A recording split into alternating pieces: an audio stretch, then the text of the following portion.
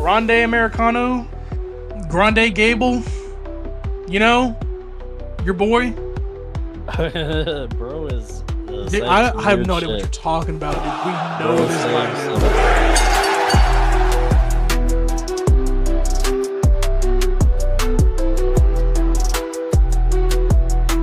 now. What's up, everybody? Welcome back to another episode of the Beard Bros Breakdown Podcast. My name is RedBeard.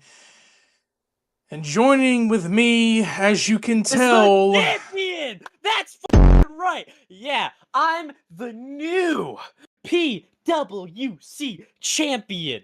Because I am the greatest prediction person ever! Look at this beautiful belt around my waist. You know what I got for Backlash? I got every single one right. That's right, 100%. Welcome back. As I was saying, Krodok, as you can tell, he had to flex, and he put the championship belt on his new model.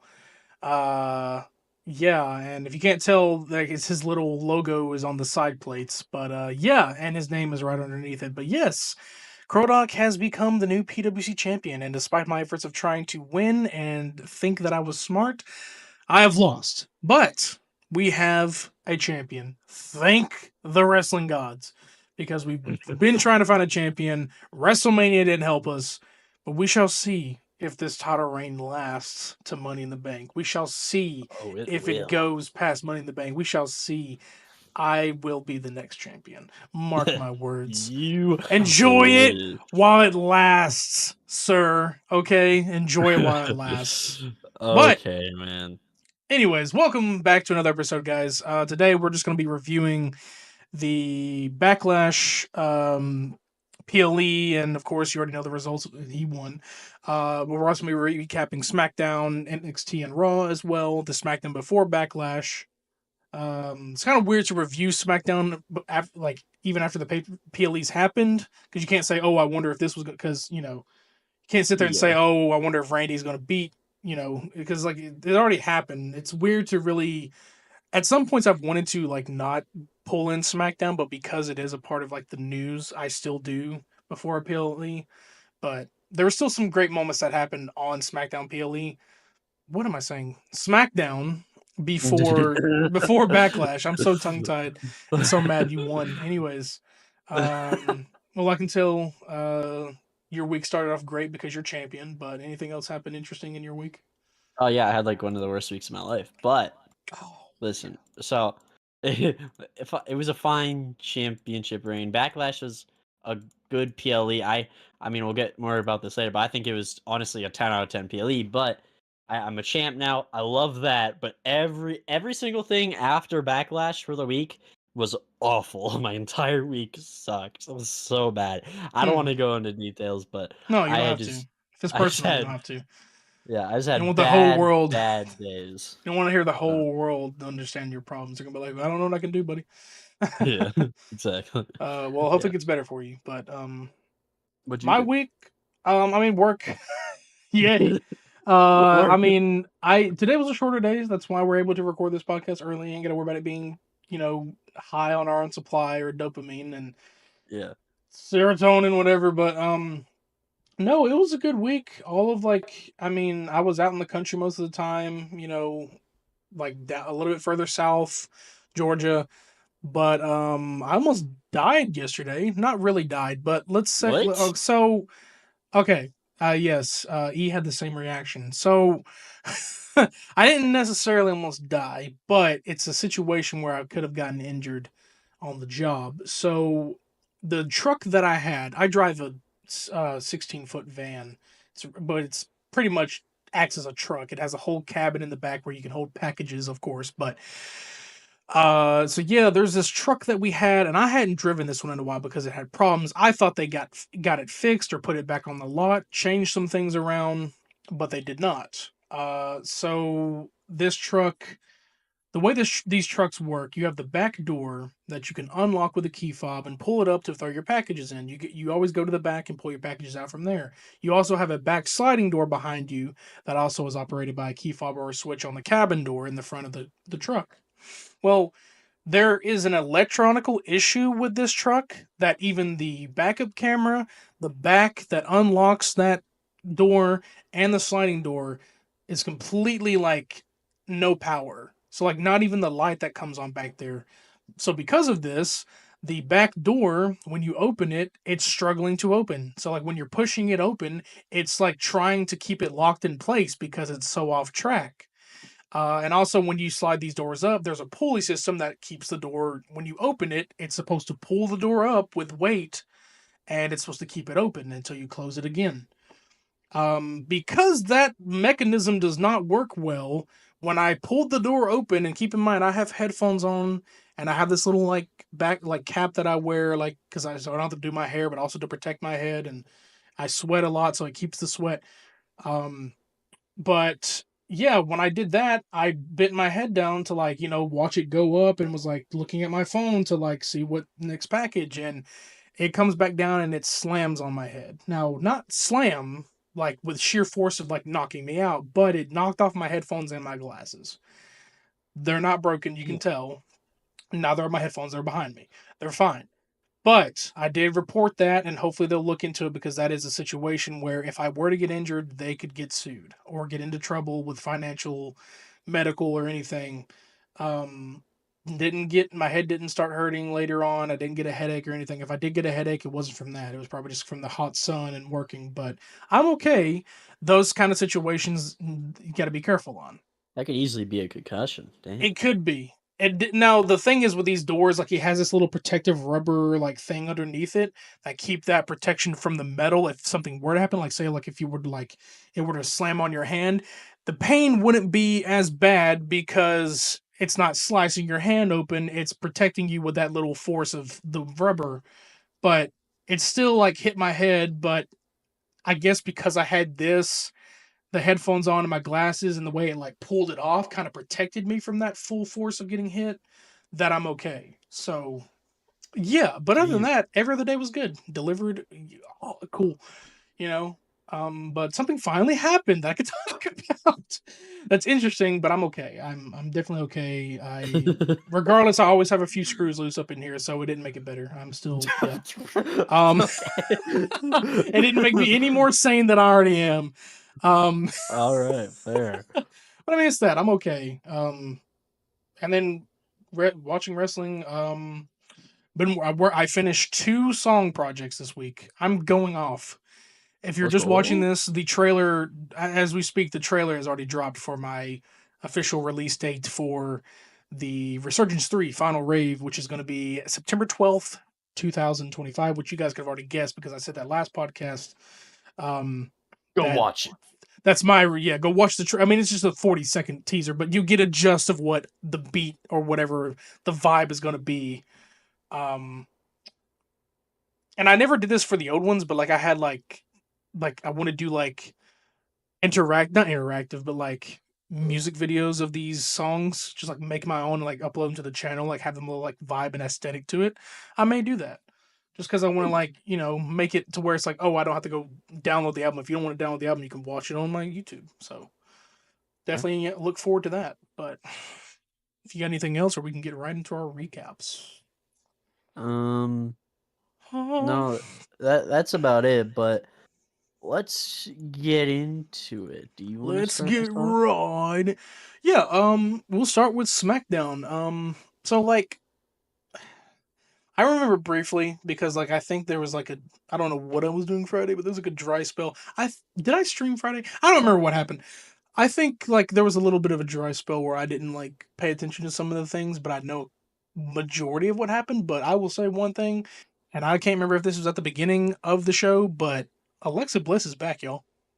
Hell yeah, She's she back. is. She came back. She tag teamed with Zelina Vega and against Piper Niven and Alba. Was it Alba Fire? She didn't, or did she face? Was it with Chelsea? Yes. Alba Fire, because Albany Chelsea is Chelsea. like, I'm not going to wrestle because yeah. Yeah, definitely amazing. I, for one, didn't think about it at first because like, where's Alexa? What are they doing with her? But she's back. Amazing. Still amazing in the ring. I don't know what they're gonna do with her. Like, I don't know if this is like killing that Wyatt Six angle, but I mean, she's just there to be showing up for matches. I need some more storylines with her. I need some more promos, but they definitely delivered. And from the look on everyone's faces, she was a threat to that She Hervis. So Yeah. She Hervis, what did I just say? I don't know. Secret Hervis. Uh, I'm sorry. She yeah. Her. I think this is that was very interesting to me. I wasn't expecting it, and I wasn't expecting it because I thought the whole reason Alexa like disappeared after Elimination Chamber is so they could bring her back with the Wyatt Six, but now it doesn't look like she's gonna be part of the Wyatt Six, and if not, that really kind of makes no sense to me because listen, I kind of like that she's not part of the Wyatt Six. I think that's fine. I'd love for her to do her own singles stuff. But the issue to me is not having her during that WrestleMania build. Because I thought, oh, you get rid of her after Elimination Chamber and then wait until after WrestleMania to when you could reintroduce the Wyatt Six and her with them. But if they're not going to have the Wyatt Six with Alexa Bliss, I question why not just having Alexa Bliss during the WrestleMania build then. That's Like, what's confusing to me because it's like all members of the Wyatt Six, and they're still claiming that Bo Dallas or Taylor Rotunda, who is Uncle Howdy, is still injured. And then they're starting to say reports about like Eric Rowan and Joe Gacy and all them. It's like they're just waiting on the sidelines. It's like they're building up another story, but like that's the same kind of shit that happened when they were teased to return. Like how long it took for them to get all their shit. I get it. Like they have to get like probably new gear. They're probably getting started or this and that new storyline. It's got to build. They got to figure out where they're gonna go. But like in a way, you can build as you go because I think Bray did that. He built as he went, but it's like they have to figure out where they fit them in because this is an entire faction, and the only faction that you have is Judgment Judgment Day, Day. and Judgment Day is occupied with a lot of shit like Penta and so many others. It's like they're so focused on everything else, and now AJ Styles, it's like there you have a potential there, but breaking up, Final Testament, and then you know it's just like now where do you fit them in at? And they were supposed to go to SmackDown, so it's like you technically, in a way, need a faction. They can terrorize SmackDown without a faction to opposite them, but it'd be good if they were terrorizing SmackDown, like taking out people, and then you got like Nikki Cross could go after the females. It's like there's so many opportunities they have here, and they have to at least do it by SummerSlam if they want something. Because I feel like Alexa Bliss is going to get involved, and funny enough, I know the mind of Alexa Bliss. Like I know that sinister mind is still there. She could be using or potentially use Zelina Vega to get closer to that women's United States title. I'd like that. She's had a lot I of think that's belts. She pretty. hasn't she hasn't had, of course, the women's world heavyweight because she's not on Raw, and they're not going to worry about that probably till later down the line if she wants to go for that. But she's had so many world titles. This is the one she hasn't had. So like you could have Zelina hold on to this for so long, and I wouldn't mind Alexa Bliss and Zelina Vega. They could definitely cook on that. I don't know if it's about a SummerSlam match. I would like that because I need more. Like what happened with that Backlash, I need more mid card women's titles to be at PLEs, and you have that opportunity they had that opportunity for WrestleMania. They didn't do it. Now they have that opportunity for SummerSlam. I understand we got these big names, but like these mid carders, they matter too. True. I do. I listen. I know you're like, oh, I'm so excited for the. I think the Alexa versus Lena match could be really good, but no, that's not what I want to see from them. What I'm Okay. excited to see from those two is the promos. The promos those two could cut on each other would be fucking legendary. That's what I Yeah. want to see. Zelina already cuts good. When we know like Alexa can cut. Like even from her early years as like the goddess, like she always was able to cut good promos. I want to see her cut something like obviously be heel again. People are wanting that babyface to come back with her, but like she's obviously in that stage of where she's, you know, the Wyatt Six or the Sister Abigail kind of like aspect character. Because she really didn't have I couldn't really say what her character name was when she was like, but she was like probably like you could call her the Fiend, but like the female Fiend version, but a whole different kind of story with her. But yeah, definitely want to see some more. Want to see more promo stuff from her. Like we see it backstage, but I need to see it out there in the crowd too. Yeah. Also in the show we had a Alistair Black like vignette, like video package kind of thing. Right. And dude, fuck did that cook, bro. Alistair Black is so good, man. So good, man. Ah, yeah, And man. speaking of that, he had a match against Carmelo Hayes. True. It was a really good match True. too.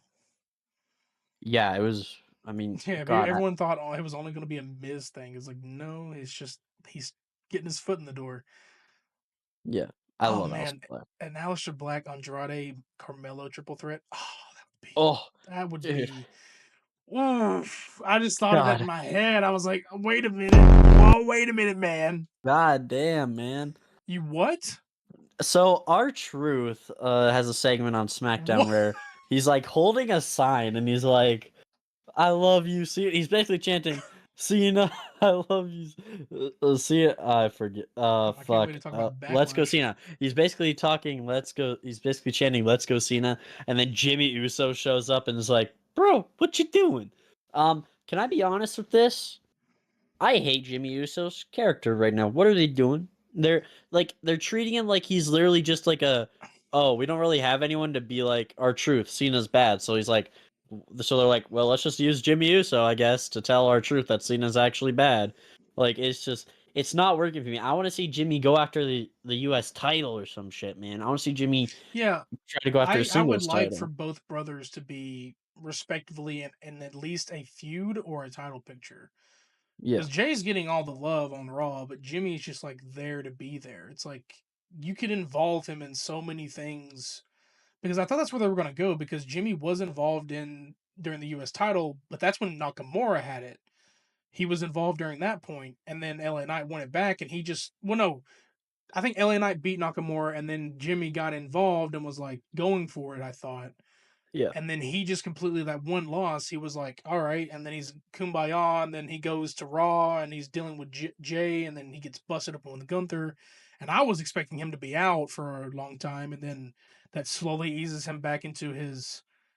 He is a babyface now, even though he's still got those heel elements in his heel theme song. But either way, it's a banger theme song. But him going back to like Oh, potentially, so but you can't just put him in the tag team stage anymore since Jay is now a singles star.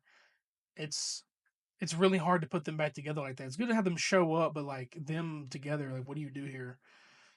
yeah, I sure. mean, if their WrestleMania 40 match wasn't so lackluster, I wouldn't care if like they had a feud again or they were just like, hey, why don't we try this again? Let's see me one on one, but as brothers, not enemies. That would be cool. But because their match wasn't so well received at WrestleMania 40, they people probably would not even care for that idea right now, at least. And Yeah. I'm also not caring about a certain feud coming up, but we'll get into that. I Um, disagree, but we'll get into How do you that. want to do this? Because I feel like we could just go right into Backlash after SmackDown and like kind of recap as we go. Yeah, Yeah, we can do that. We can go to Backlash review since we'll follow it like in order since SmackDown Backlash is after SmackDown, and then we'll talk about Raw and NXT since that'll help me a little bit better instead of jumping around. yeah. Um, Um, but so we're still doing the SmackDown, right? yeah, Okay. Charlotte cut a promo, and it was kind of a nothing promo. She basically said, "All you fans don't appreciate me. You all suck. I'm the greatest women's wrestler of all time, and you better respect me." Blah blah blah. But the really interesting thing happened. That happened was after she was done her promo, and Jade Cargill walks out with that aura. A storm, haha, is coming, and then they stare down at each other while they're coming at each other, right? And they're just staring down, exploding everywhere. They're staring down, and it's really got me excited for like what could potentially be a good feud. Like Jade versus Charlotte, I feel like could be a really good feud. Also, yeah. Alexa Bliss versus Charlotte could also be a really good A lot of like feud. good contenders. They just like the thing is, no hate to Charlotte. She can wrestle. She can. No, her promos ain't been great. Well, like she's not obviously not in her prime anymore, but she can put on matches and she has in the past. That's why she's at where she's at.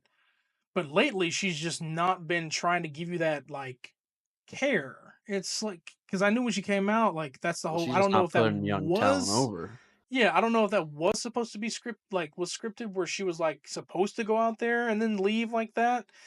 Probably it was, but there's no angle here. But yeah, when Jade Cargill was being teased and shown backstage, one of the most interesting interactions was her and Charlotte because she as much as I don't like when people compare to other people, and when she was in AEW, she was being compared to Charlotte because she's that big woman, who can like wrestle and try to change the game of how the females are viewed in the in the wrestling industry.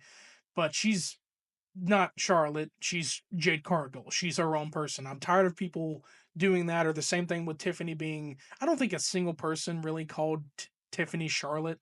I think that just became a storyline to where they needed something in order to get behind the fans. Like, oh, they're all calling me Charlotte. No, I'm Tiffany Stratton. It's like, no, Jade Cargill is Jade Cargill. But they do parallel each other in the way their bodies built and like how strong they are, so that's like it's one of those Bianca Belair situations where she's also strong, and then you got another strong black, wrestler, female wrestler, and those clashing, which I don't know if we're ever gonna get that match ever now since like Bianca's been off TV for 2 weeks.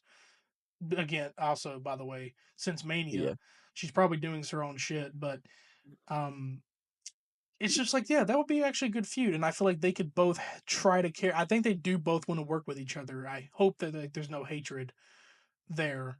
Um, I would like that feud because they've been teasing it since like 2023 before she jumped in at Royal Rumble 2024. Yeah. Um, During the show, I don't remember what match it was because I really don't remember Friday at all that well. But I I think I heard "You Can't Wrestle" chants, which crazy because it wasn't for Cena. It was like for some two like people. I forget which match again, but it was like during the match. I'm pretty sure people were like chanting "You Can't Wrestle," Well, and I I'm like, know what Nia the fuck? Jax fought Jade Cargill, so maybe it That was might be that what one. it is. Yeah, Yeah, which and is they were probably talking crazy. about they were probably doing that for Nia because they Yeah, I don't think they like were. they're going with this Nia feud because I think Nia was facing Jade Cargill to qualify for Tiffany. Yeah. Because there's a whole thing going on here Yes, where like Jade is also eyeing up Tiffany, and I think Tiffany was at ringside, and then she Naomi was. comes out and she attacks Tiffany. Yep. This could be setting up for either a Money in the Bank match or there's got to be a fatal four way here. There's a lot of fatal four ways I happening. want I think a fail forward could be cool, It's but I like these, but I'm also like, damn, I'm really missing these one on ones. But there's so same. many women. It's like this is the only thing they can do to kind of fit because these pay per views these PLEs are coming out quick. Like Yeah, as soon, even though it's not a PLE, as soon as Saturday night's main event ends, Money in the Bank. like next week, yeah. The Like week after. literally, it's almost here. It's like right around the corner. I'm not saying I'm against these early month PLEs, but Jesus, when they do it at the end of the month, it gives you time. It's like they're all coming out as fast, bro. Because they used to always be like you'd have WrestleMania at the beginning of April, of course, and then every other PLE is like usually at the end of the month. Because they started doing this around, I think Bad Blood, because Bad Blood was like October 3rd. Like they started doing Yeah, this around this time because everything else was like, oh, this is happening June 28th or August 8th, like near the end. But now it's all at the beginning. I think they're just doing that to fit in PLEs more. yeah. So, I mean, there's a lot going on this year for sure. So, True. and if that evolution thing happens, I mean, my God. Yeah. Uh, but I also during the show I saw I forget exactly what the sign said, but it was like a really wholesome sign of like somebody saying I graduated or something. I just found it really cute. oh, So that's hell yeah. Um, yeah, I didn't have much for tonight, but like Legado del Fantasma's getting involved again. They attacked Ray Ooh, Phoenix backstage, and then yes. him and Andrade had a stellar match with True. Los, what are they called? Los Garza. Los Garza. No, dude, And I don't Berto know what walked it out. is. Oh, sorry. Go ahead. But Berto walked out on Escobar and like they were staring each other down. There was tension, dude. I'm so hyped, bro. He walked out on us. Was he tag teaming with Escobar? Wait, what? No. Okay, no. So after the Oh, match, Santos. I'm over here thinking Andrade. What? yeah, Yeah, sorry. yeah, no. After the match, Berto and Escobar stare each other down, and it's just like tension, tension, tension, and then like Berto's like, "Man, fuck you," because Escobar was like, "Yo, how'd you lose that, you idiot?" So yeah, just like it's definitely gonna be a churn Glad that soon. or Legato is something. getting back on TV because yeah, they were just being pushed into the sidelines and everything, and yeah, not really at the forefront. It's been a minute since they've like had a full front storyline, and I'm liking what I'm seeing. Like, give me more Andrade as well because like Yeah, amazing, and I'm glad that like him tag teaming with Phoenix like that. Yeah, it's even better. true. Speaking of another tag team, Fraxium pinned the Street Profits. Damn right they did. Pinning Damn champions in a fucking non-champion match, right. man. They're gonna be the champions soon, I for want them to be. sure. For sure, dude. Fraxium is like one of my favorite tag teams right now. They're Probably the my best tag favorite. team. Up there with Motor City Machine Guns, but like, yeah, I've been enjoying Dude, them for a very long time. I don't have I've been much about telling that, you, but man. They're I believe it, incredible. man. I've been telling you, man. I've They're been believing it, incredible. man. You, Okay, I never doubted you. Yeah, like I legit want to see them win the tag titles like they as soon definitely as will. possible. Like They as definitely soon as will. It'll possible. definitely be like it's obviously going to be probably only defended on a SmackDown since they don't know how to, you know, put SmackDown titles on a damn PLE. But I mean, I could potentially see that Yeah. at SmackDown, the Saturday Night's main event, since not every match card has been announced yet. Because I think the only thing that's been announced is Logan Paul and Jay. Something on Monday we'll talk about, and then Yeah. Cena and no, actually Cena hasn't even been confirmed yet. No. Yeah. No. It's only No, two Cena's matches. not even But got one confirmed yet. So like he's gonna be there. He's on the poster, but we don't know who he's facing yet. But we'll probably figure it yeah. out this coming Monday because he was not here this Monday or No. Friday. He could show up Friday because I mean Yeah. he goes anywhere, and Randy's on mostly on SmackDown anyway. And Yeah. True. But I think their yeah, feud's done. So their feud's probably done. It was a one last time thing anyway. But yeah. speaking of that, I don't think I have anything else for SmackDown. I have the John Cena promo. The We had a same. decoy Randy Orton. Yeah. By the way, nobody thought that was. I swear, no. There's no reasonable person who, when they saw that, was like, "Yeah, that's Randy Orton in that mask." No, man, that guy is way skinnier than Randy Orton. I know Randy Orton's muscles. I know how What's the beefed up that point to boy even put is. a mask on him if it's Randy? Also, yeah, he wasn't as big as Randy either. Like you can be small, but he wasn't huge. The dude didn't wasn't huge at all. It was Um, obviously not but I Randy. believe Like, I see rumors confirming that like it was Sean Spears. People thought it was that's Miles cool. Bourne from NXT, who looks like Randy in a way, but I'm like, Who's also on he's top right now, but yeah. yeah, he's also like getting his break out in NXT. So to throw him up to the main roster as a decoy like that randomly is random. But Sean Spears has been off TV, so like I don't know if this is his call up, but I think they were just doing that to trick No, it's Cena. just a thing. Yeah, Cena It's like obviously how got the they upper have. hand because Yeah, Cena sorry. was like he got the upper hand, and then Cena continued his promo, and then Randy comes out, the real Randy, and then hits the RKO. Um, great. I mean, it was a great show before Backlash, but other than that, nothing much happened. But Alexa Bliss's return caught me off guard because I was like, "Ah, she hasn't been on TV since Elimination or after Elimination Chamber. What's going on here?" And then it's like, oh, and she's back. So maybe they're potentially leading to something. Maybe something will happen this Friday. We have no idea. Could be leading to a Yeah, match for Saturday night's main event because I want to see her in more matches. But true. um, Yeah, that's all I that's all I got have for for SmackDown. SmackDown. Yeah, we can move on. Well, I guess we'll go ahead and go into Backlash since it literally follows the next night. Mhm. Um, makes sense instead of me just going to Raw and then circling back. I think because Yeah, it just helps it out. This may be a shorter podcast, but I mean, hey, it's okay if we have a shorter podcast some weeks. true. But we will start out, of course, With the goat. Say it. Say it. The goat. the Fatal 4-Way match. Well, I was gonna say, are you calling yourself the GOAT because you won the championship? Because I was gonna No, start no, that off with no, no, no, saying, of no, no, no, course. no. I'm talking about Dom. I'm talking about dirty damn First Dom. of all, sir, that's not how the show started. I don't even think you need to do that. We're starting off with the matches of how they win order, sir. So you I can thought Dom and Penta was first. Oh, my nope. bad. So you can shut the I fuck have up. No, my order wrong. I have my order wrong. I'm you sorry, do. everyone. You do. You should I'm be. So you can sorry. shut your fucking mouth. No, I'm kidding. Uh, Okay. the hostility. Give me that fucking belt. Anyways, I'm gonna get it. Now, I was gonna open this with like, well, as you can tell from the results, he's the champion because I'm a dumbass. So, True. wow. All right. But we opened up, which was surprising me because I thought Gunther and Pat were at least going to open up since it's a non-title. But the Fatal 4-Way opened up. Jacob Fatu, Drew McIntyre, LA Knight, Damian Priest. This was an awesome fucking match. Like we already know what Jacob Fatu and LA Knight can do together, but all four of these guys complemented each other so well in this match.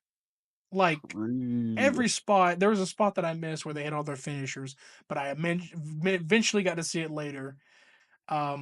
But Yeah, that this spot was one incredible, was a great match. Like I dude. love the hell out of this. It's probably my favorite on the card versus some of them, like the main I event agree with even. that. I agree But with that. that's not even the big moment in this shit. Oh Well, there's no, two big man. moments. There's two big moments here. One, Damian Priest and Drew literally nearly kill each other. They now funny thing is when I say nearly is because someone pointed out that that spot that Drew did with going through the table is that he did not hit the full table, that his head kind of hit the Yeah, concrete when he yeah, landed. I yeah. I don't watched know that back. anything on him. I don't know if there's any updates, but someone said talked to him back. Oh yeah, Triple H said on the press conference that Drew was okay. He took a bump, but there's no concussion, there's no bleeding, there's no nothing. So it's just a spot that's wrong, but he's all right. But that's not Yeah. even the craziest part. Jeff fucking Cobb Holy shit, bro. is here, ladies and gentlemen. Nobody knows who Jeff Cobb is because What? no, I said if nobody knows. I said if Oh, nobody knows who okay. Jeff Cobb is. Usually you'd find him on the indies, but he was also in AEW. This man is a fucking psychopath. This, like, we say this about Jacob Fatu. This man is another psychopath. Um, what you predicted that Solo Sokoa would get involved in this match, he What you eventually did? did, but now also Jeff Cobb got involved, and there's a huge stare down between him and Jacob. Now there's history there because on the indie scene, him and Jeff, well, they have tension and beef, and pulling in Jeff, Solo pulls in Jeff. Well, this is definitely going to piss off Jacob at some point, and this is definitely going to be that first step leading from Jacob splitting off from Solo. And he was probably already thinking about that shit, but man, oh man, this those two fighting, if it ever gets to that, that's going to be fucking insane because if you've seen Jeff Cobb's moveset, these big dudes being able to do this shit is the most insane thing ever. Yep. And yes, he may look like Rhino, but he's not Rhino. Stop calling him Rhino. Everyone's People saying he are looks like calling him Rhino. Rhino. Yeah, because he's got that black hair and then the mustache, and like him and Rhino kind of have that like not Hispanic, but like Hispanic look features. It's that the mustache, dude. It's just like they just look like that. But I'm just like, man, oh man, if I didn't think they add more people, if we get another one, it's like, and he's a free agent. He's not, yeah, he's a free agent mostly. I mean, pretty much how they came in, but. Yeah. And then, of course, True. Jacob Fatu picks up the win because he's the goat. But like Damian Priest and Drew are dead out in the stands, and that distraction, of course, gets the Jacob gets the upper hand on uh, LA Knight and pins him there. But it was a great fucking match. Great match. That ending as well. But Yeah, Jacob for sure. retains. Yeah, I think the the fatal four way. I don't know why I keep getting fucked up and saying triple threat. Anyway, I think the fatal four way was definitely the best match from an in-ring perspective of the night. Actually, well, yeah, I think it was definitely like one of the best matches of the night for sure. Um, I loved like every portion of the match. I love the finisher part. I loved the Damian Drew spot. I love that Jeff Cobb showed up. I think it's definitely going to be something where Jacob gets jealous because he did not look happy when Jeff Cobb helped him, like No, at it's like a all. replacement thing. It's like it's another big guy, and it's like he looks like he's like they're not a mirrored image of each other, but like they also have history on the indies. So like Jacob seeing that like you're bringing in probably one of my enemies to be a part of your bloodline or whatever. It's like there's gonna be tension there, and then Yeah, yeah. So it's definitely something and interesting. you were wrong. You even said it during our watch party. You were like, "Well, the bloodline is not dead," because we were Yeah. thinking. You even said it on the podcast. You're like, "I think the bloodline's gone. I think it's it's dead." And then Jeff Cobb comes out. It's like, "Well, it's a Yeah. big show." That did not age too well, did it? It did not. Hey, uh, I get things wrong sometimes. well, I mean, I thought it was too because I was like, because you have Zilla Fatu out there around somewhere, you have another Fatu or something like that, or a non Fatu, but like he's Samoan. But like, I know about Jeff Cobb, but I was like, he wasn't on my mind. Like, he wasn't on my mind at My first. mind's And eye. yeah, my mind's eye. You've been saying that a lot. You okay?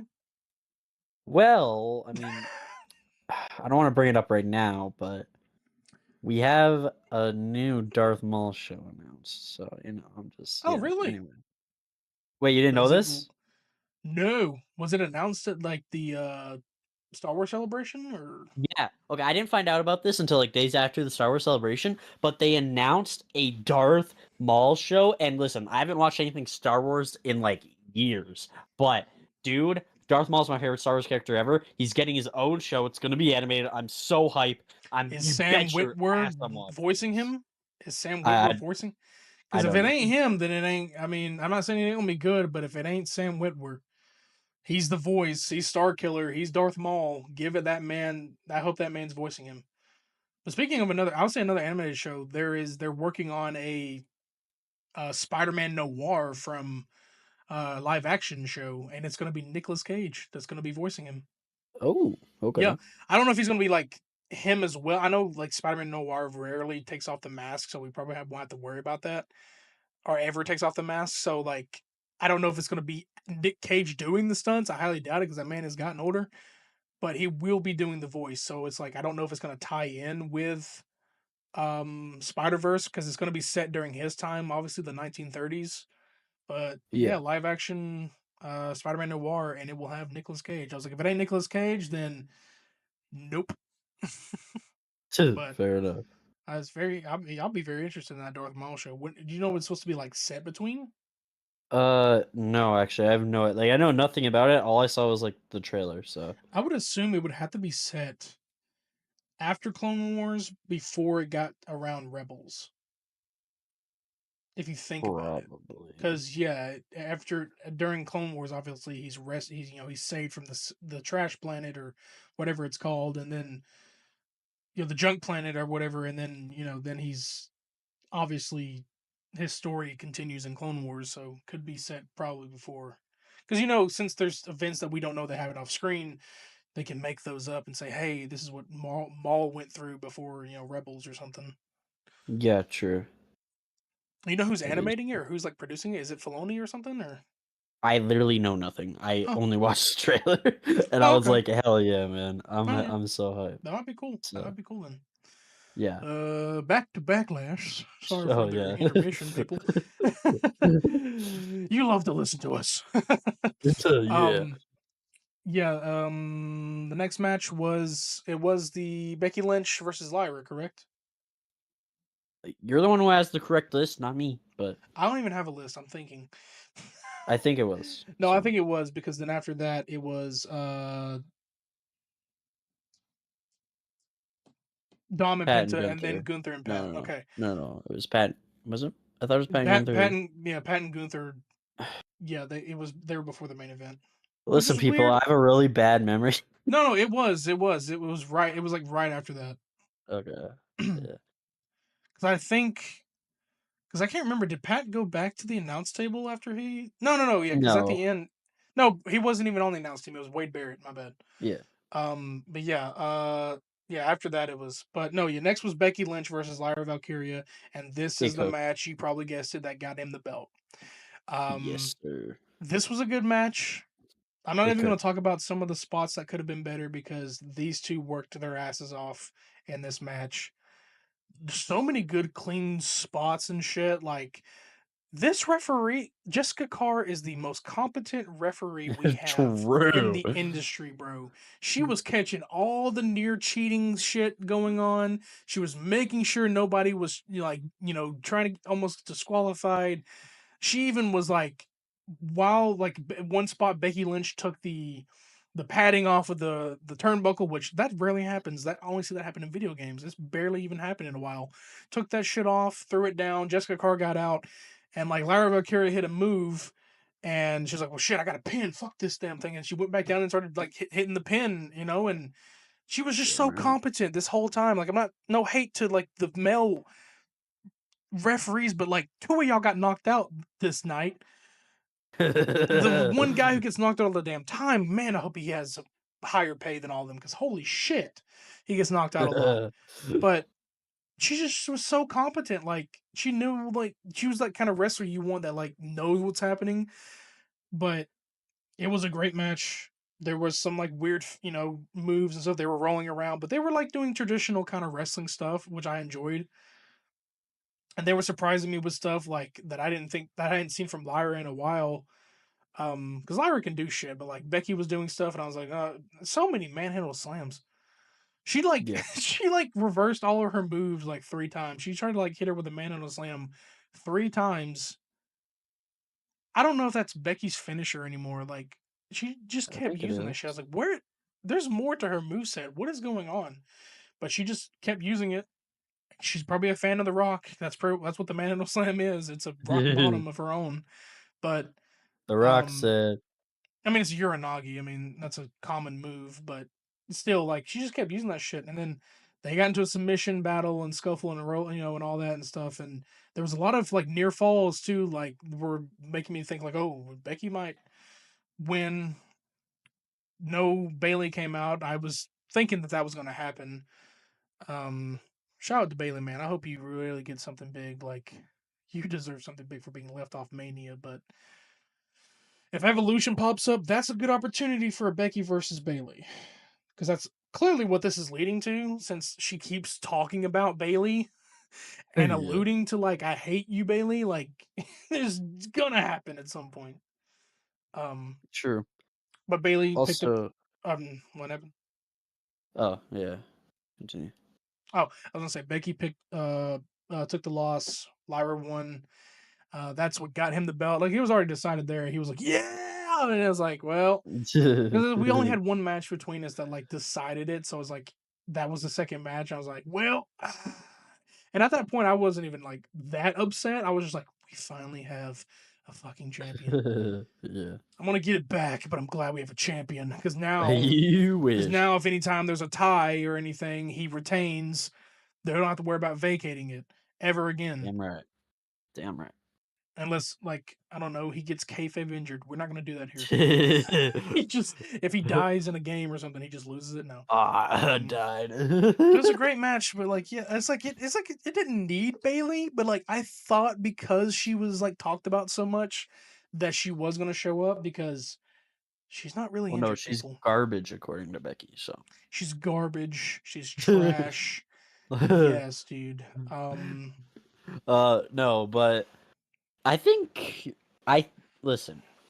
I loved Becky and Lyra. I think it was a perfect match. Like I literally have no complaints about this entire show. There's not much for me to say for this show because literally I thought it was perfect. I thought every decision was right. I thought every match was honestly pretty decent. I thought Every everything match was just delivered. I'm not even gonna incredible. lie. Yeah, like it There's was. too many I had missed nothing criticisms on bad. this damn PLE. All these matches didn't have any sleepers, weren't boring, and the majority I saw was like people shitting on Pat's match and Becky's match. One, I think with Becky's match, y'all just don't like women fighting, and two, you hate too much on Pat McAfee who can actually wrestle in the ring. And then you True. don't like Gunther because his character's boring. It's not a gimmick. Well, who cares? Not everyone can have a gimmick that you like. I'm not even trying to get Yeah. into a rant period here, but like, still, not everyone's going to be a character that's flashy like Jey Uso. It's like, yeah, we love him, but it's like Gunther is a great character and a great heel. So, True. you Also, know, people need to shut up now. You can't fucking say Becky Hogan name. That's I thought that was I'm stupid in the tired of first that. place. But Yeah. now the fact that she literally put over young talent, something that, by the way, Charlotte Flair wouldn't like fucking struggle to do. But no, Becky put her all into that match, made Lyra look good, not just try to go into business for herself and make Lyra look bad like fucking Charlotte did. I'm just saying, if you like, don't call Charlotte Hogan or anything else anything either. But like, it's still like Becky Hogan is so stupid. It's genuinely retarded. Yeah. No, from what I see, and even like, there are people who follow Charlotte who like her. Like, I follow her on like Twitter, and there's some positive comments because she's just posting as herself. Like, Oh, I there's like people that Charlotte. enjoy seeing her. It's just the storylines that she's in. And I think she tries a little too hard in the promos to not make you. I think it's just like the community versus social media about Charlotte. Like, there's people who actually like Charlotte and enjoy seeing her, but then when it gets to where she's in the ring and then like the storylines that they give her, where it's like, all right, she's in this storyline where she is going to get what she wants. She does not care about anyone but herself. So that's what makes you hate her. If at some point she turned face, which is not going to happen in a long shot, they would get behind her. It's like, I feel like there's a point where she's probably talked to them about that because regardless if that's her character, you can't help but sometimes think that they might get tired of the booze. Dom loves the fucking booze. He's a whole different story. He loves that shit. With Charlotte, it's kind of sometimes you can see it a little bit that like that promo Could she get cut to on her. SmackDown in a way could have been real between a work. Oh, it totally And gets to her. yeah, she's definitely frustrated. But it could also be things where it's like she probably wants a change for her character. And maybe if the Jade feud happens, maybe that'll help it. Maybe that'll help it. She doesn't deserve the amount of hate that she gets. It's like, I get it. I was hard I on it agree. a couple of maybe weeks ago when I spoke about it, like her WrestleMania and stuff. That's just that was a feud that was like also having issues in real life in the backstage. So it was like I was kind of tired of her shit at that point. But like, it's like you got to look at it like she is a great competitor, and it's just how she was booked by Vince and some people to have to be like this. She's more over egotistical than Ric Flair ever was. It's like it's a more bigger ego than his in a Yeah, sense. So it's like she's great, but it's just like the angle that they put her in is like it's what hurts her a little bit, and that's why true. people don't like her. But Yeah, I think she's great. I think she's great too. I just Same with Becky. I think she's great.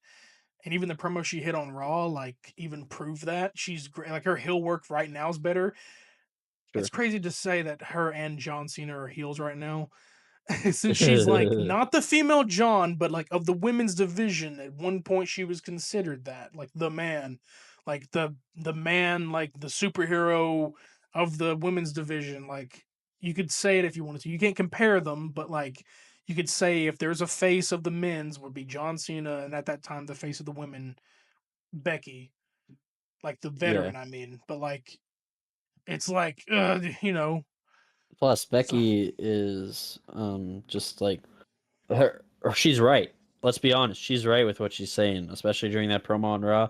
She's literally in the right, and anyone who doesn't think so does not no, understand the how whole life thing was she works. was like she yeah, because they were behind her where it was like yeah, y'all wanted me to be, Becky Two Belts, or you guys were with me on the journey, and then when it happened, you turned sour. It's like kind of like a parallel to what Cena's trying to say, even though he's right, but also like not He's right too. necessarily because he's right. No, he's right. Well, he's He's right, right. but he's going off of a certain period because at certain point we did change back and wanted him back. So it is the same kind of thing, but like for Becky, it's like we wanted her to be the champion, and then she became champion, and then we're like, oh, this shit sucks. But then like with John, it was like we kind of wanted him to stop being champion and burying people. Um, Yeah. it parallels each other, yeah, but in some ways it's different with John. But Becky, it's like very much justified, and hating Bailey because Bailey was a heel at the time. So like, how And dare hitting you Lara team with for her? teaming with Bailey, yeah. Makes Yeah. sense. Mm-hmm. Justified heels. That's what Triple H Justified. loves. But after that match ended, she tried to, well, tried in a way break Lyra's arm until everyone came out. They love telling us that the corporate guys are back there because they send them out every match. They love sending out Jason Jordan. They love giving him. I don't even know if that's his real name anymore, but they love sending him out there, and Jamie Noble and all of those guys, Nick Aldis if they need to. Like they just send all those guys out. Um, Adam Pierce as well. Like they send all these people out. I love it when they do that. It's so funny. There's like I Yeah. love because Vince used to do that shit. They'd send like all the staff out. I love that Triple H is still doing it too. It's funny as hell. Truly. Especially I Truly think unbelievable. they did that like with when Drew and Damien did it. They all were out there in like Yeah. 5 seconds, like they were already running and shit. Yeah. I was like, damn, I love some Jason Jordan in a suit. Okay. um, that match was really good. Yeah. I don't know if they're going to pick up that feud again, but Lyra wasn't there on Raw. But we'll have to see what Becky I goes wouldn't from here mind on if they out. did. It wouldn't hurt. I mean, this is the first time they've only fought, so like having it again. I mean, I wouldn't complain since we've only seen it once. Yeah, same. Um, Um, yeah, Gunther versus Pat. Gunther for. Well, do you want to go to that one or Dom first? Because that one was before the main event. Oh yeah, you're right. Fuck, Yeah, I have my order wrong. I'm so sorry. yeah. No, Anyway, Gunther and Pat were definitely. People are going to probably correct me, but Gunther and Pat were before the main event. yeah. So, but no, Dom and Penta. Dom versus Penta. Yeah. Dom the GOAT. He's Dom my the goat. GOAT. He The retained. greatest of all time. The best luchador ever. The best IC title holder ever. The best wrestler ever. And you're damn right that he stayed the IC champ. Because That's right. he is the GOAT. He is the goat. An amazing match. Now I kind of understand what some people were kind of saying here with like he's already beaten Penta a lot. Well, yeah, that's what I was saying. It did feel like a Monday Night Raw ending to a match because people got involved again. However, um, it was Grande Americano, Grande Gable. You know, your boy.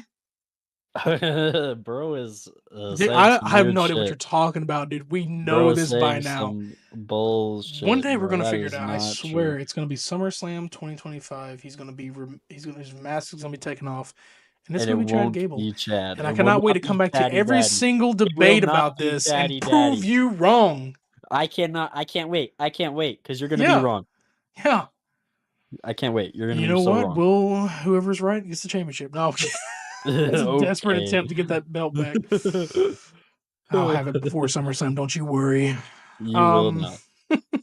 and that's gonna be hard because Money in the Bank And then Night of Champions right choosing after. choosing a Money in the Bank winner. Oh, Yep. even though we'll have people we might know who could do it, but I'm telling you right now, if Karrion Cross is out of that list, well, fucking hell, he better win.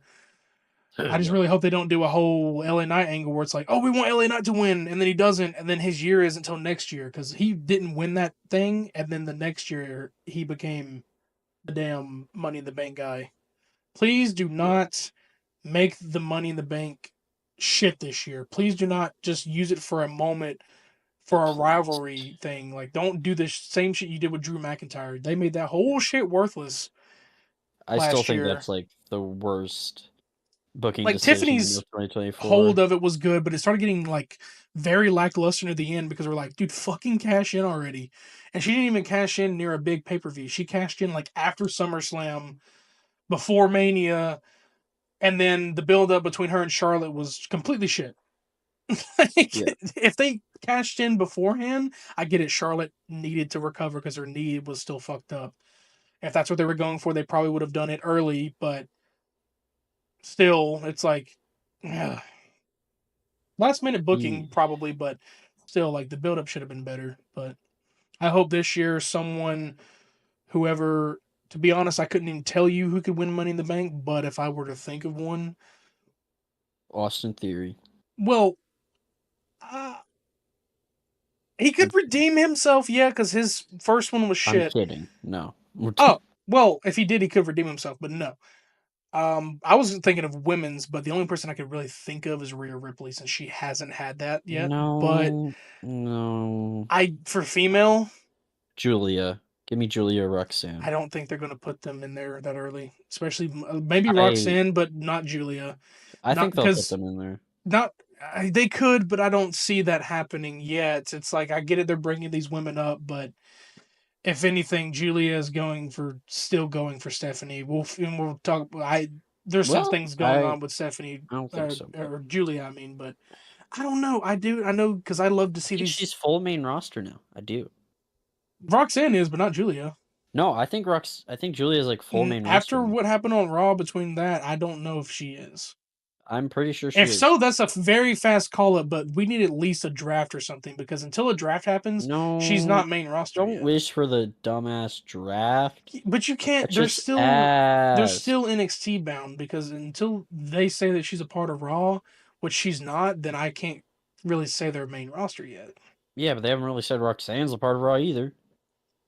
I just think they don't have anything to do with her in NXT. They did before they released Cora, but here we are. Well, no, but I genuinely do think it's just a call up and they're going to be like a tag team on the main roster right Well, now. I don't know if they would. They'd have to really like. I know she can feud with so many people because yeah, they could lead to her feuding with EO for the title, which would be a great match, a one-on-one match. But I just don't know if that.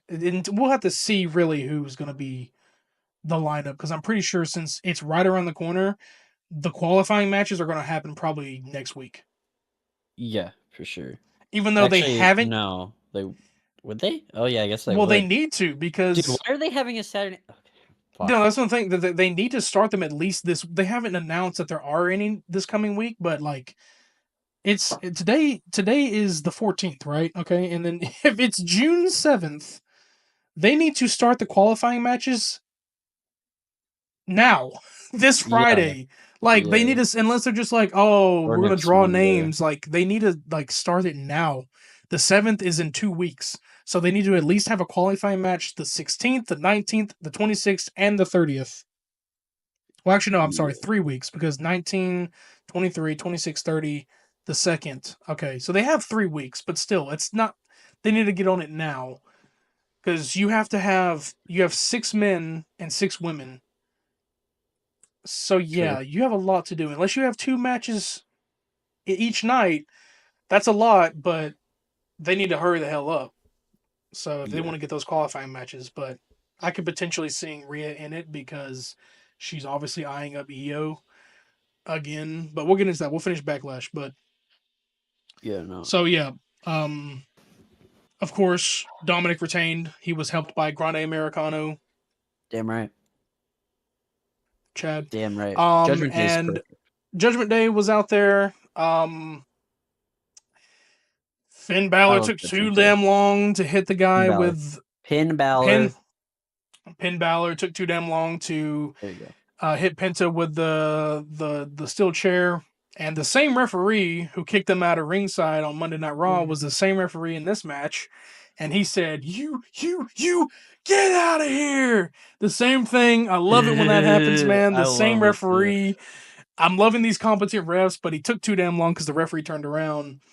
And Yeah. that didn't work out so well. So they got ejected. But while that was kind of was happening, a Grande Americano came out of nowhere, headbutted Penta. I'm guessing that he had the steel plate in his mask, like always. And Damn right. Frog Splash, 1, 2, 3, and Dom retains. Hell Amazing. yeah. Also, in that match, Dom hit Oblivion. He did. Indeed. Dom hit Oblivion, compliments of his TV girlfriend, Liv Morgan. Uh, that was a great match. But it felt like a Fantastic. Monday Night Raw based match since we've seen him be. I like Penta being on a PLE. I'm not gonna lie, and Dom being on more PLEs. It did feel like that Monday Night Raw ending because that already happened. The Monday Night Raw But I'm before fine with it. it was fine with it. Yeah, it just like I'm not saying it shouldn't have been on the card, but I'm just saying like it had that ending. I still enjoyed myself, but it had Yeah. that ending factor to it. But you know, it's definitely leading No. to a Grande pin to Matt. Well, they had that on Raw. My bad, but Yeah, bro. whoops. Well, no, But wait. It wasn't El Grande versus Penta. What are you talking about? oh It was yeah, Penta versus yeah, my Penta. bad, Chad Gable. What the fuck? What are you talking about? What are you talking about? You're funny, dude. You're hilarious. Okay, well, it can lead to a Grande versus Penta match. It And yeah, can. you almost agreed with me. So don't even sit No, here. no, Yeah, no, yeah, I yeah, didn't. you I just did. forgot. I just Oh, forgot. You know I yeah, have bad memory. You sure. know I have I bad said, memory. yeah, run it back, people. I sat here and said that he faced him on Raw, and he was like, oh, yeah, wait, no. I just have bad memory. I thought it was El Grande, but no, it was Chad. It was Using Chad. your It was Chad. brain against me. Using your bad brain against me to get Damn one of right. your. Damn All right. right. Gunther Gunther versus Pat. versus Pat McAfee. Uh, Good. no, they killed it. Fantastic. They brought their all on this one. I mean, this was probably the most that I've seen Pat be dedicated to this shit. More like he's always been, but this is the most I've seen him dedicated to this. And I have one complaint. what is that? I found actually I found two complaints. Oh no. Um, y- okay, I had no complaints for this PLE, but now that I'm thinking about it, I have a complaint. And it's the Okay. same complaint I had for Seth versus Seth and the Sammy thing on Raw. I needed No blood. blood. I wanted Pat to be Yeah. dead. I didn't want to see Pat on TV for at least 4 weeks. That's all I'm saying. Thing is, yeah, But that's what I was saying. I thought he was going to be written off, but that man was like, after he lost, he got back up after it ended because, like, he passed out. The finish wasn't like he didn't tap, but he passed out, which made yeah. Gunther obviously look stronger. But after that was over, the man was on his feet, to shake hands with Gunther. And I'm like, I was expecting you to be dead, taken on a stretcher away, and then we wouldn't see you on TV until after the end of a football season. Apparently, that's not the case because he came I back take my on Raw. complaint back. I take my complaint back. I actually like it. So, dude, I'm fucking. I don't know where my head I is at right don't now. know you anymore. What do you mean you? Okay, so you didn't get blood, but now you don't care. Yeah, because I'm just thinking about it, right? And I'm like, well, actually, I think it was cool because it was like the whole like proving thing of where Gunther like disrespects Pat, but Pat can actually go, and it's like basically proving that Gunther should respect commentators because when it comes down to it, they can fight in the ring if And they that's what need happened. Yeah. to. Yeah, so I think it's actually good storytelling now that I'm thinking about it. Oh my No, it is. god. Holy shit, bro. It's a Yeah. perfect Peely. It's a perfect Peely. It's a and perfect it and Peely. it worked really like well as and like I mean they respect each other, and it usually comes around that like he'll respect people. He just doesn't respect Jay yet, and we'll get into that later after Backlash. But Yeah. no, it was a good match, and the I knew the finish was going to be the finish. So You have to make Gunther look strong. If they make him I ca lose to yeah, you can attest. I called it right at the beginning of yeah. the match. If I you was make like, him lose, yeah, at first because you've done that before where you're like, it's not going to be good, and then it turns out to be good. I'm like, stop doubting yourself, stop doubting the WWE. I know they have hits and misses, but this PLE was like I wasn't like upset out of like I get it, yeah, I got the Lyra Becky thing wrong in my prediction, but like that's the only thing. But like I wasn't upset after every match. Like I wasn't like there was never a spot where I'm like, there's nothing like oh this sucks. And there's nothing like I wasn't complaining at all this entire PLE. I enjoyed it. And the Gunther and Pat one definitely delivered, and I was actually more respective of Gunther and Pat after it ended. And the Michael Cole shit, him getting involved, dude. And then I remember I was commenting, I was like, bro, Wade, you're bigger and probably faster than Michael. Get the L in there. What are you you doing? were I'm glad. screaming.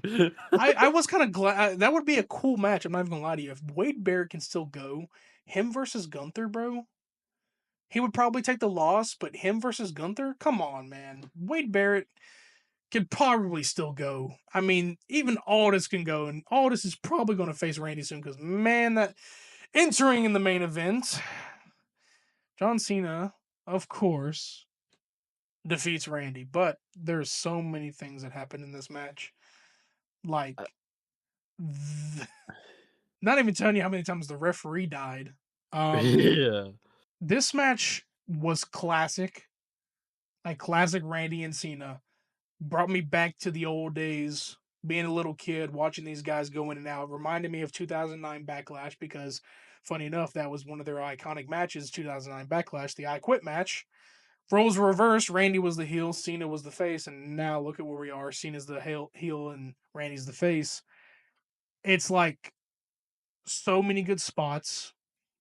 They don't have many, moves to their arsenal. They have their iconic ones, but a lot of attitude adjustments, a lot of RKOs. Randy hit his own attitude adjustment.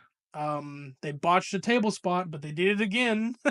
I like that improvisation that they did there. Yeah, that Uh, was cool. and not even to the point like near the end is what got crazy. This man, like the referee, got knocked out a third time or something. They had to bring in another one, and then John Cena's setting up the title spot. Knocks Randy out with it, or no, knocks the referee out with it, and then there's another fucking referees out, and then all this shit's happening, and then all of these people come out to check up on the refs. Of course, like here come the corporate guys again. Uh Randy's fucking furious because he I think he hit another RKO or something, and he pinned Yeah. John Cena, and then The ref wasn't. Yeah. the ref wasn't in, and he was just really pissed off. But everybody was running in trying to check up on the refs instead of sending in another ref. But uh, they all came out there, and then like shit was going on, and then Randy was freaking the hell out, and like I think Aldis was trying to tell him to calm down or something, and then he RKO's Aldis. Here goes another fine, probably, or a match. Could be a match. We could finally get Aldis versus Randy. That would be something I'd see at a Saturday Night's main event if you think about it, honestly, Yeah. but probably not likely since they don't have that True. much time to build it up. But um, then he RKO'd every dude who was there, like, he got RKO'd all the guys in the suits and shit. And then he teases the punt twice in this damn match. I'm really ready to Yeah. see this shit. I need to see this shit. I don't know who it's gonna Well, be that's the on. point. That's why they're teasing because they want you to Yeah, see it more. I feel like it was gonna happen at Mania with Kevin, but It I don't definitely think. was. But honestly, I don't know because given the fact that people probably knew about Kevin's neck problems beforehand, they probably were never going to do it at Mania if you think about it. No, they would. But you think they still would, given that his neck Yeah. was all messed up? Yes. Would you think like for he would agree to do it? Yeah. I mean, he is committed.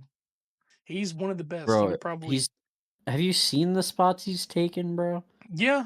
Well, yeah, the spot he Like took with Cody through the ladder and his neck was already fucked, exactly. which I think Yeah. that's what made it worse from that time. But Probably. Yeah. um, yeah, they're teasing the punt. I thought they were gonna hit on John because I can't think of who he could hit it on really, like, because it's a damaging move. If he hits it and wins with it, Aldous.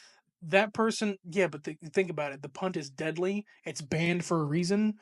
It's coming Yeah. back because we want to see that side of Orton. He could do that, but that would require Aldis being out for a while, and then you probably have a double general manager like Pierce or something, and you don't like Pierce. Pierce is the goat. I never said that. What? You don't like Pierce.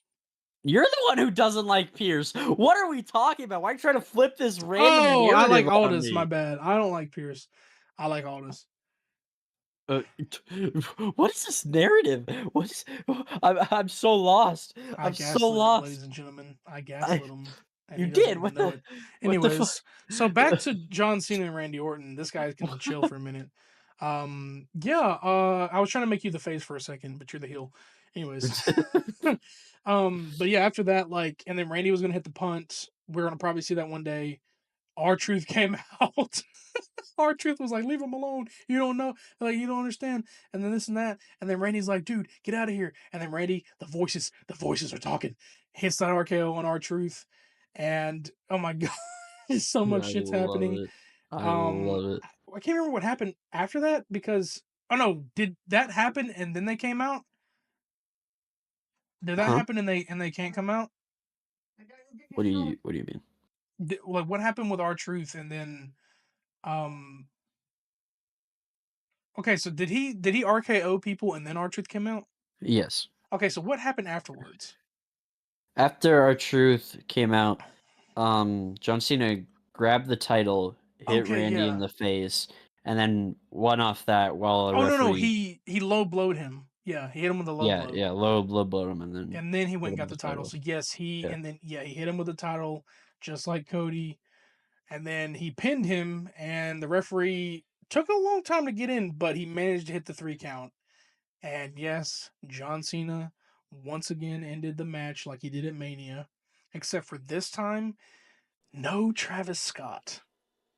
Thank God. No Travis Scott, so it didn't make this ending worse. Now, I was kind of like in between upset and acceptance of him ending it this way again, but there's a reason. He's a heel, ladies and gentlemen. You're not used to John ending in matches this way because he was never a heel. He said he was going to ruin wrestling. Stop saying, oh, it's just because it's the story of him going to ruin wrestling, they can make excuses to make shit matches. No, that's not a shit match. It can be in your mind it's a shit ending because you don't like when heels cheat. You would rather him end it on an AA, which he did hit when the AA beforehand, and then he hits him later on beforehand with the belt. But still, regardless, he won the match, and at the end, he cut a promo of like, "I don't need music, I don't need you, yada yada," and it felt like he was doing an open challenge at that point. I thought he was going to. I was so I thought excited. someone I was was gonna like, walk "Ugh." out. I was like, Same. man, the Rock wasn't gonna come out. The Rock doesn't care anymore. But like, just Yeah. someone comes out, someone returns or something or whatever. But that wasn't the case. But um, it ended the way it was supposed to. He's a heel. If he's gonna be a heel, he's gonna end the match with a belt. I don't know if they're gonna do that every time, which is gonna become predictable at this point. I But he's ruining wrestling. That's his whole point. He's supposed to well, no, piss you off. I do think the whole ruin wrestling thing was dumb for WrestleMania because I think that was stupid. It was bad. The ending was actually bad at WrestleMania, but I think this ending was actually good because it wasn't someone like Travis Scott coming out and making it so John Cena won. Whereas this is actually just John Cena winning like by his own merit, but he's just using heel tactics, which is what a heel does, by the way. Look at any No, other heel dumb one like that, that's what I was yeah, afraid of. I thought he was gonna eventually walk out and like ruin everything, and then people were like, "Oh, it wasn't that great of a match because Cody didn't come back." I'm like, brother, Cody is taking a break. Leave him alone. yeah, Y'all don't understand how many days that man was on TV. He probably missed a couple of like weeks in 1 month or something, or in between months. He was on every single week, opening like having challenges and having opponents every single week. Showed up more times. Like, I mean, sorry to say, but did it show up a lot more than Roman in his time? He did, but not even the point to compare them. It's like he showed up a lot and did a lot of shit. So him having a break is very valid right now. I can't true, say that he'll show up by SummerSlam or after it, but he's going to be involved in some way near the end of John Cena's retirement tour. Like near the end, I don't necessarily think he's going to be the guy to come back and dethrone Cena. That would be okay because then that would be an excuse to make Cody a two-time WWE champion, and then he loses it. But I don't know if Cody needs it again. But I right now, since now that Randy's the last person to face him, he's not going to be facing him anymore. I don't know who else can dethrone him at this point. But we'll have to see about that. But that's how that match yeah. ended. And that's Backlash. But I want to say one thing about Backlash. One, I will say this is my 10 out of 10 because it did deliver.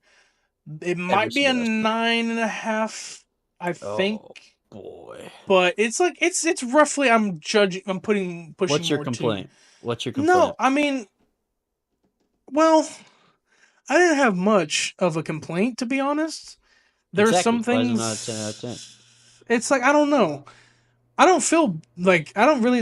Honestly, my honest opinion, I didn't have a gripe with much of it.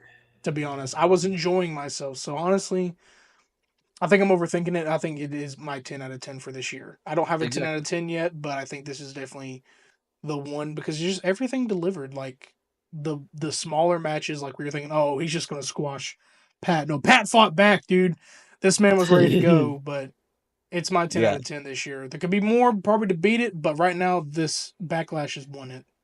I agree. I think the last time I ever thought like the last time I thought a PLE didn't have a single complaint for a PLE was SummerSlam of last year. That was the last PLE that I didn't have a single complaint for.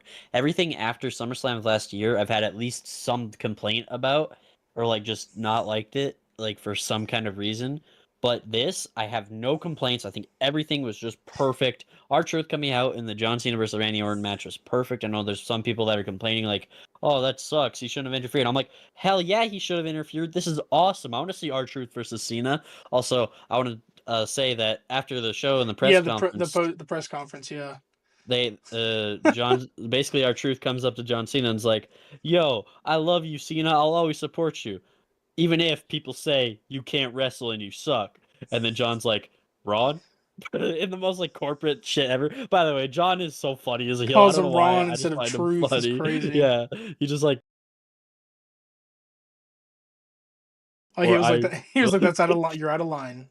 You're out And of he was like, "But Cena." And then he picks up Truth and puts him to the table.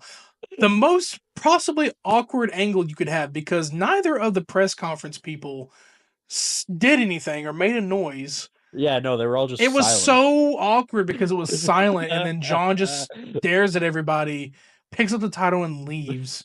It Like says you no could more have at least had a, questions. like a ah! Or like a oh my god, what are you doing? It's like they were just like sitting there like oh shit, Yeah, John. Chris No, Van Vliet was in that too. Like, why didn't you say anything, bro? Damn. it's because like the press conference is like they're still in kayfabe, but the press conference in a way is like you are the like in reality because they're acting like they're asking these questions as if they already aren't. I don't know, dude. It's just like the press conference angle has been weird for me recently. I like that they talk about their shit afterwards, but they're still trying to keep that shit real in the character, but also blend in with real life. And it's just nobody did anything when he picked up. And the funny thing about it is, Truth is silent. He makes a grunt before he's thrown over.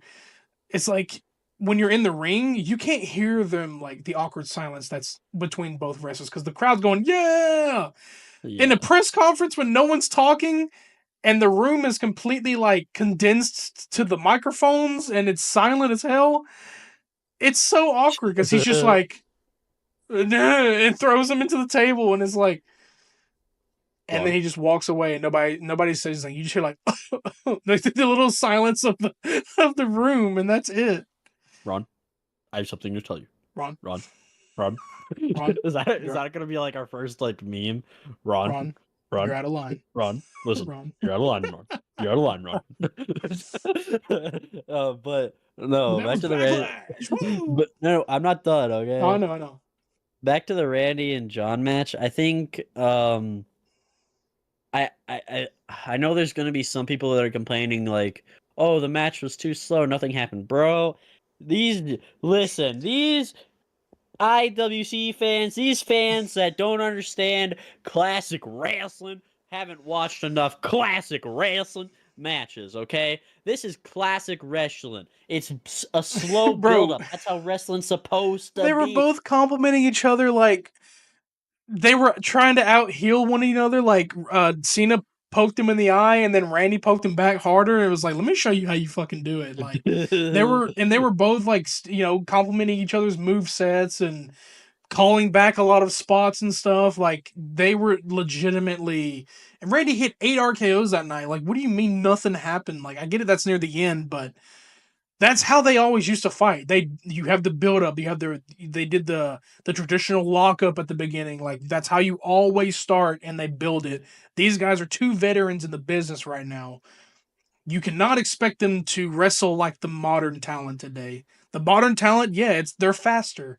These guys are a little bit slower because they're older, and that's how old school they are. This And match was it's more great. methodical, more This build match up. was great. Like it It's back to literally, like 101 of wrestling, the back to the basics. Like the basics like of wrestling people is you people slowly think build it up. like that Cena was like the same, was faster or something. Yeah, he was younger, but like he moved the same way that he does. He's just like a little bit slower, and he's doing it in a way where you're like, well, he used to do a lot more, but it's like, well, no, because he doesn't need to do more. He knows he's going to win and he's going to beat people, and he'll do anything that he can to win. He's a champion. He's a heel champion, so he's probably going to cheat, but he's not going to give you what you want anymore. It's like he's had the same move set for the last 20 years. I doubt that he's tried anything new. Well, he has before. That dumbass fist thing that he had as a finisher. I'm glad he didn't bring that shit back. But, you know, it was great, dude. It made me feel like a kid again, just watching two greats wrestle again. And they have history. True. 25 years in the making.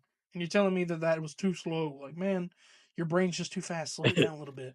Yeah. Smoke some weed. No, I don't want to encourage any of that here, but Smoke like, weed every day.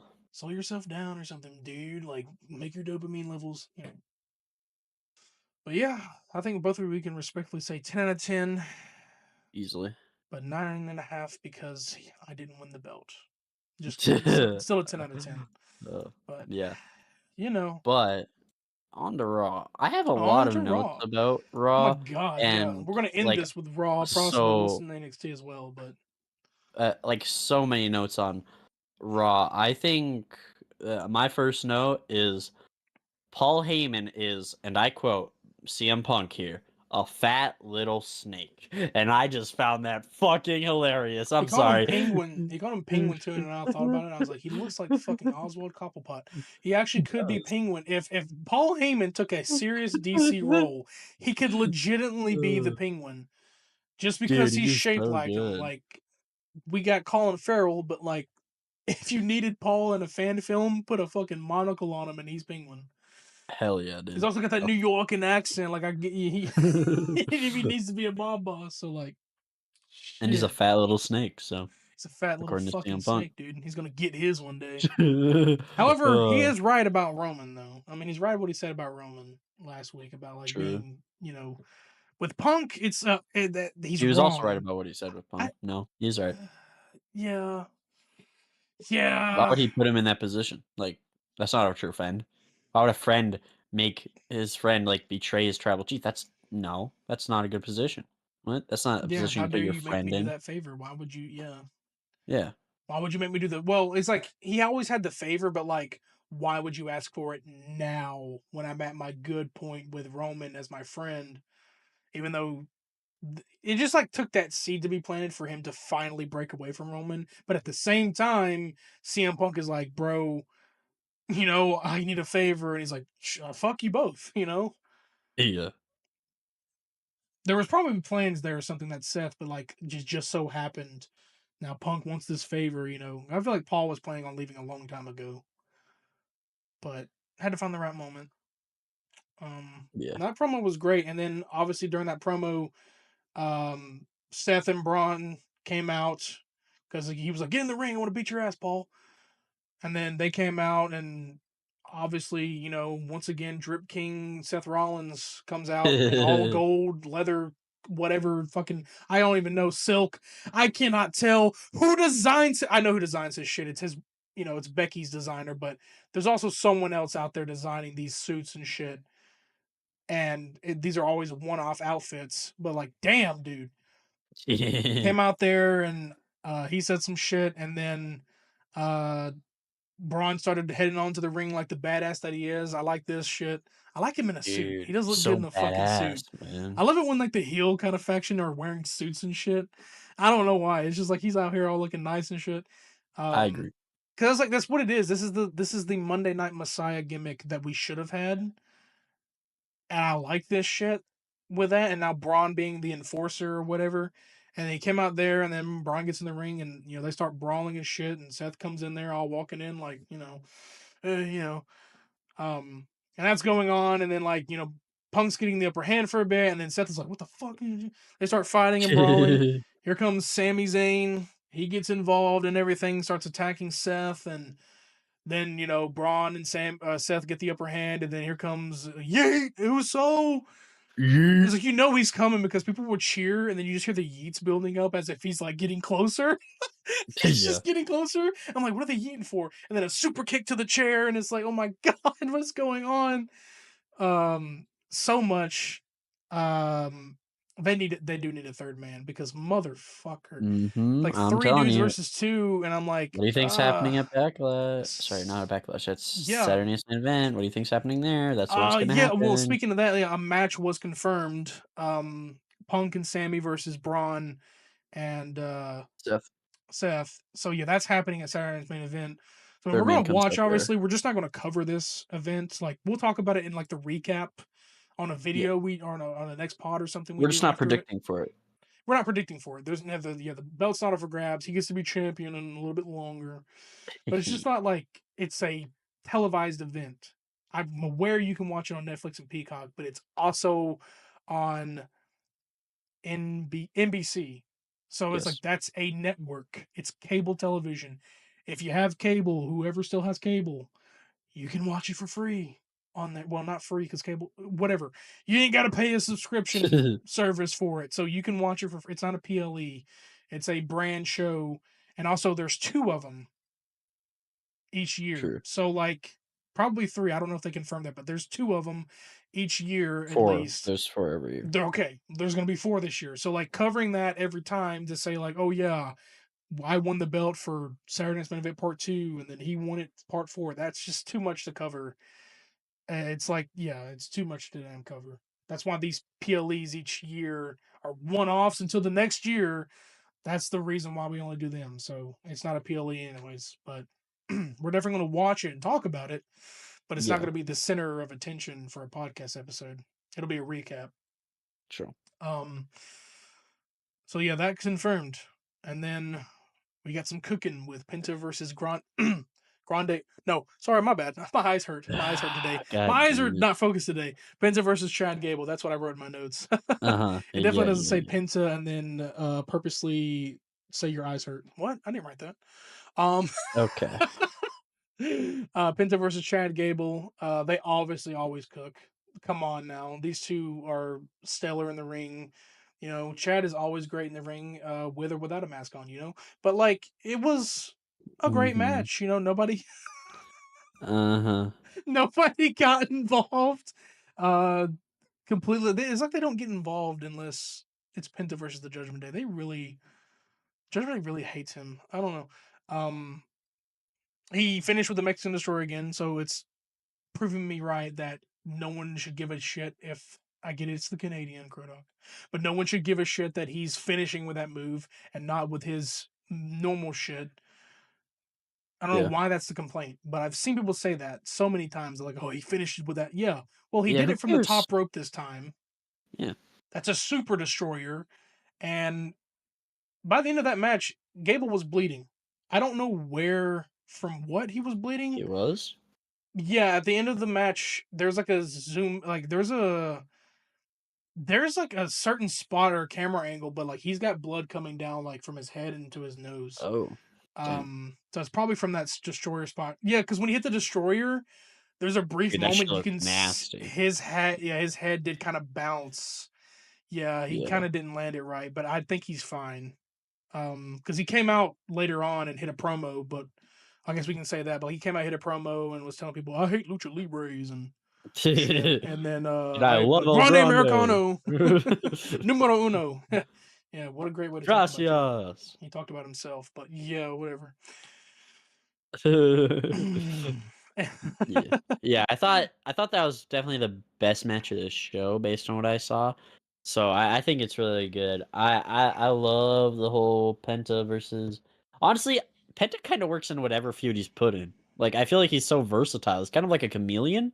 You know what I mean? Where I could see him going up to a main event feud and it being making sense. I could see him being the lowest card and making sense. Like, He's been on yeah. every Raw since. Like I think he missed one Raw, but he's been on there like every night. Like I he's if you get think about it, he has been on more than Ray Phoenix has, but I think they're building something big with Phoenix. Hey, Um, yeah. but majority like he's been on there every night, and I enjoy that because like I enjoy seeing like matches with him.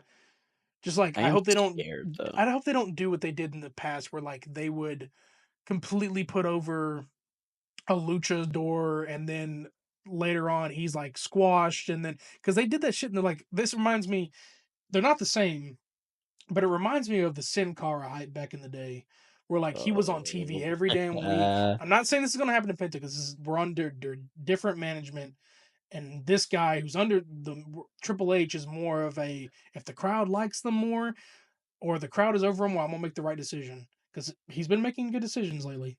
He's bad at PR, but he's been making good booking decisions. Not everything, but there's some things I wish he would make more. Carrying Cross. He wasn't on Raw this week, but hey, give that man a break. He's been working his ass off. Um, I think he deserves. I would like him to see him on TV, but also it was also around the time this is Scarlett's birthday, so I'm guessing. I'm sure he probably talked and had some time with her. Happy birthday Yeah, to Scarlett. This is late, but yeah, the true. Queen of the Cross. I don't know why I said that. That was cool. Karen Cross, use that. No, um, but yeah, it's just like the Sin Cara angle where like, oh man, he was over, and then like one small thing happened, but he also had some controversy backstage. But just like just hyping them up, like don't do that, and then they go off TV for a while. But like I'm enjoying seeing him on TV like every single week and being involved in a big faction feud, like with the Judgment Day. That's kind of the feud you should go for since like Dom is pretty much a luchador, like conquistadorish kind But of we've already star. seen them have like 4 matches now. Yeah, they've already Mm, had enough, but it's like they have to have Penta in something for right now. Like he can go back to like fighting, like Pete Dunne or something, but like right now I like the angle that he's in. He's definitely eyeing up that title a lot, and but I don't know if he's gonna face for it again. But yeah, um, I agree. I think the one thing is just I'm scared for Penta too. Okay, I'm scared because he's just getting featured every week, but if he doesn't win, I'm scared he's like not going to get a push or like not win a title. I'm scared he's going to be like a Dolph Ziggler. You know what I mean? Where he's just or like a Ricochet, where he's just the guy uh, they grab to have good matches if we they can don't keep that. have, We can if go. they We can don't know keep who that to at Dolph pick. Ziggler. We don't want to talk about Ricochet because that man's been. That man has no filter on Twitter. That man is expressing every Oh, I did not know opinion. that. And at first, people thought it was a PR stunt for like AEW competition. No, I think that man it just means everything that he's saying, and he can say it. And I don't think Tony Khan gives a shit. But Oh, that's kind of bad on Tony Khan to not give a shit and handle your talents. And yeah. speaking of that, like this has happened a long time ago, but I don't usually tell people not to do shit. I more so I encourage you to not fall for Mercedes Monet texting scam. Don't fall for that shit. I'm Oh my sorry. god, this is I'm hilarious. sorry to any Monet fans, or I'm sorry. I doubt she'll even come across this shit. But this is such a bad decision, and I'm also Oh. starting to see shit like there's. I'm never against people making moves and trying to make money because it's coming out. Already been confirmed that something's coming out for Cora Jade. She's starting an OnlyFans, and I'm telling you right now, people, what you think you're gonna see is you're not gonna see. Don't expect to see a fucking nipple. Don't expect to see a tit. Don't expect any of that shit with that. It's $15 a month, is what I'm Do we have to hearing. censor that? If I do, I will. But I don't give a shit. I won't censor it on Spotify. But um, either way, it's like if that stuff happen, like it's not going to happen at all. Whatever you're expecting at $15, Well, you'll we probably don't get. know.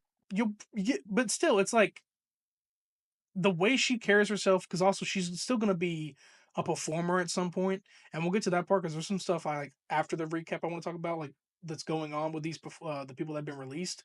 Regardless, I don't think she's going to show you what she thinks she's going to show you. If she does, it's going to be way more expensive than like her regular subscription is. But still, and it's okay. She's making money moves. She got released. She was trying to do so well in the company. If this is something she wants to do, she's making money, all for it. But do not expect everything or anything you think in your little mind of what she might give people. Don't automatically assume it's going to be a nude photo. Okay.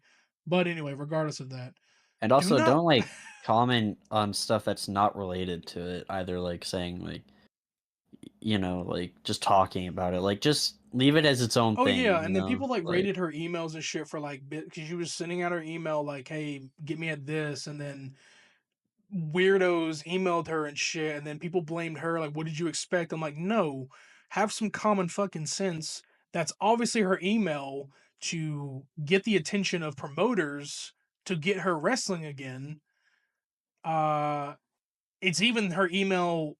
I would assume she has a business email and a personal email yeah. because her business email is her ring name, which is Elena Black. That's not her real name, but that's what she goes by. Um, so like that, I get it, like it's public information, but y'all need to have some common fucking sense to not go to that email and probably say the dirtiest shit you've ever seen.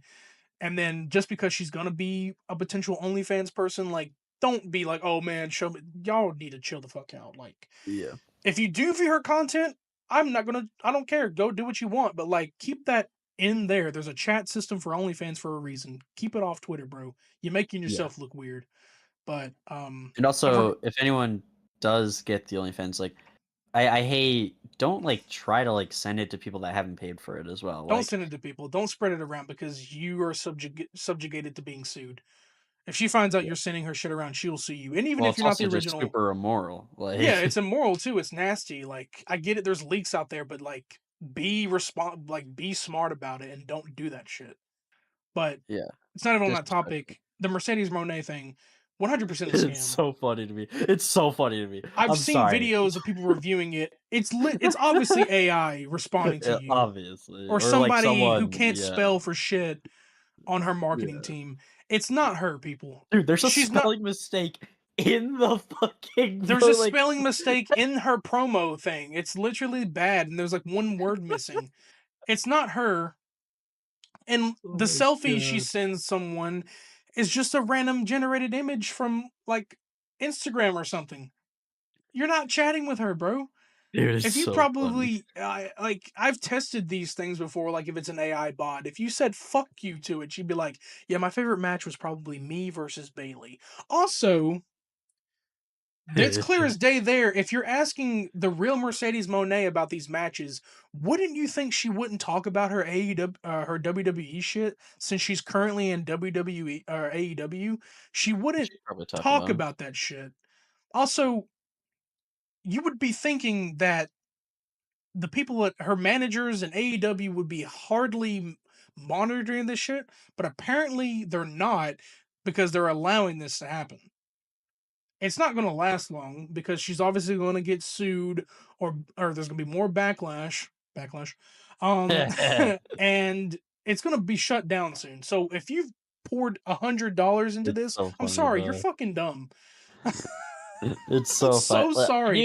do feel bad to people who actually fall for it though, that are, like, actual Now fans. yeah, there's some people. Now listen, okay, you're not fucking dumb if you have the if you don't have that high of competence, because I know there are some kids that look up to her and they can fall for it and they may get Yeah, which into is it the and not know worst about it. part, by the That's the way. worst part. That this is Yeah. open to kids too.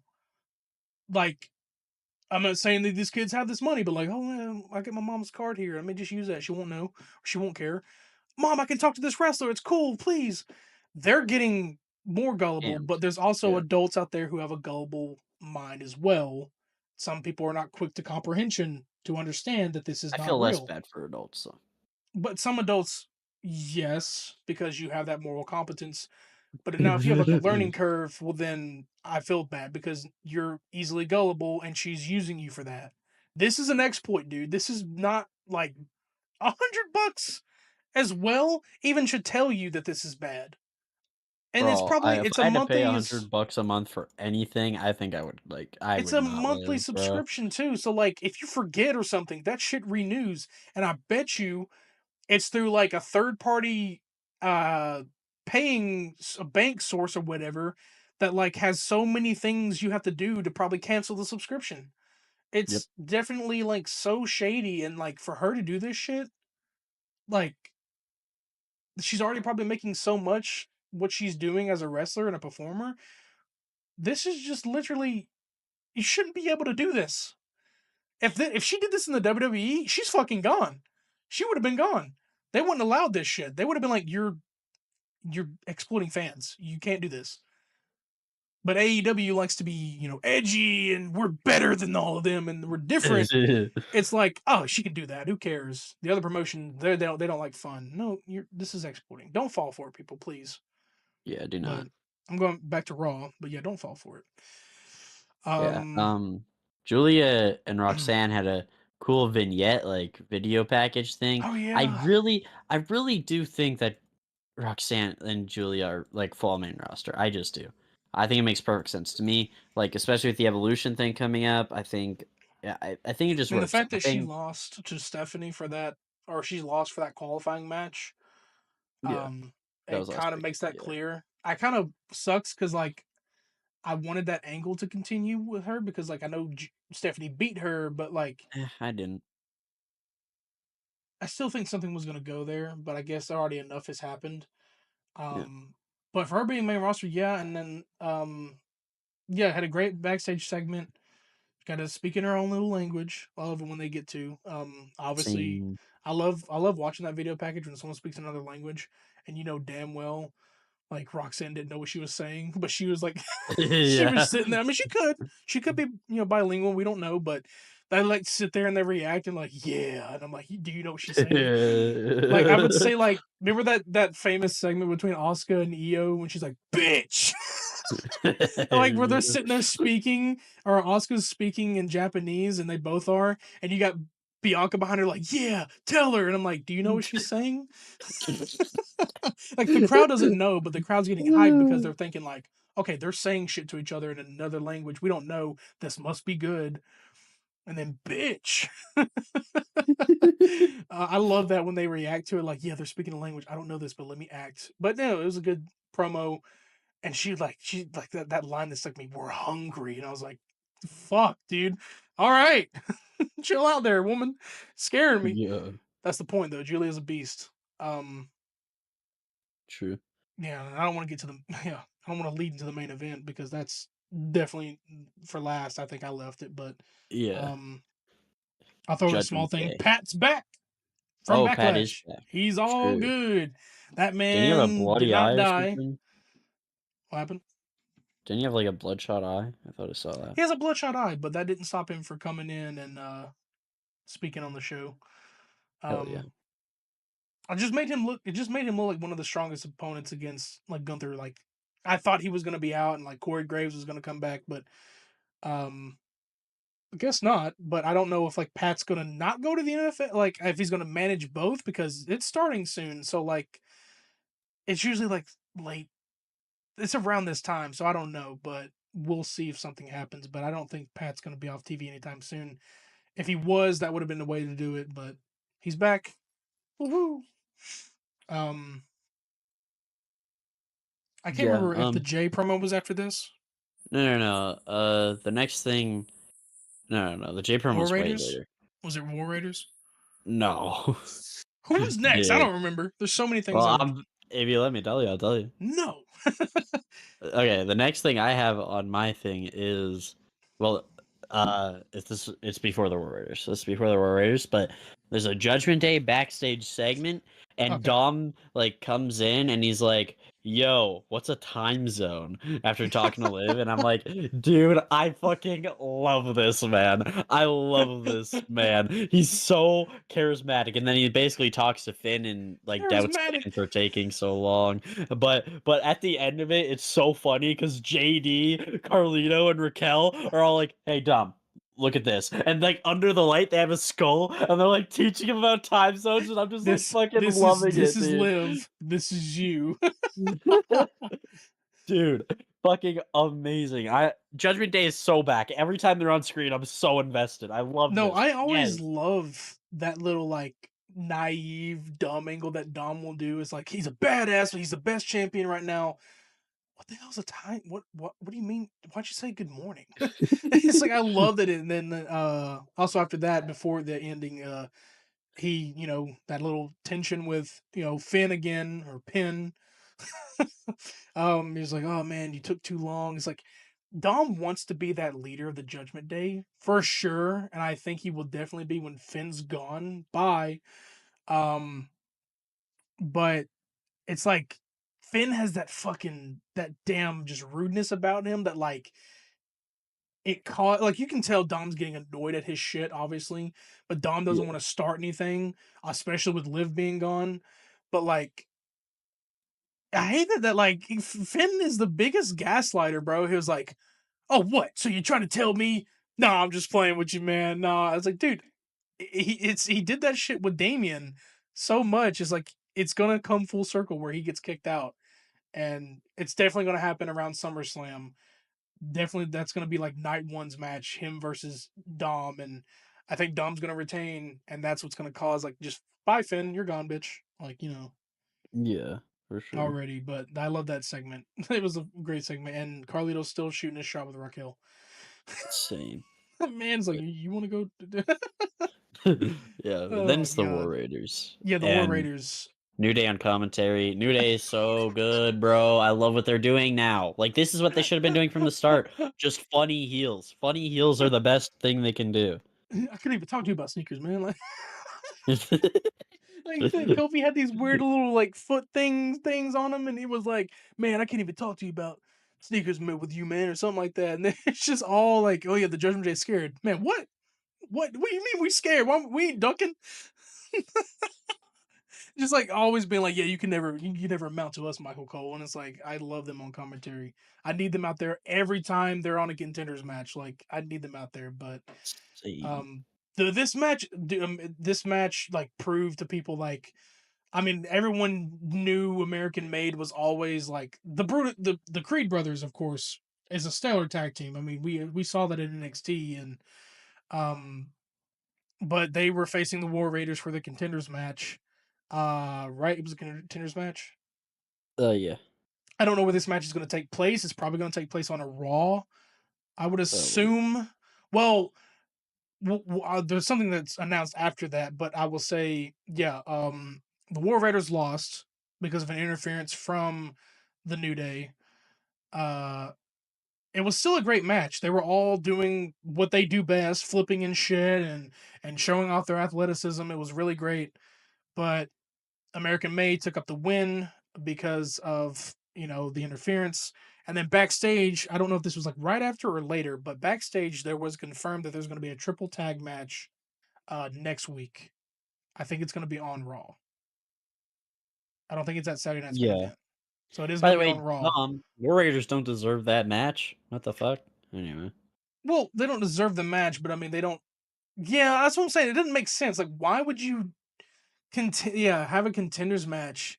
But I guess because there was something that happened, Pierce was like, fuck it, and just gave that. But yeah, Pierce, you're you fucking suck. Okay, that's why I don't like you.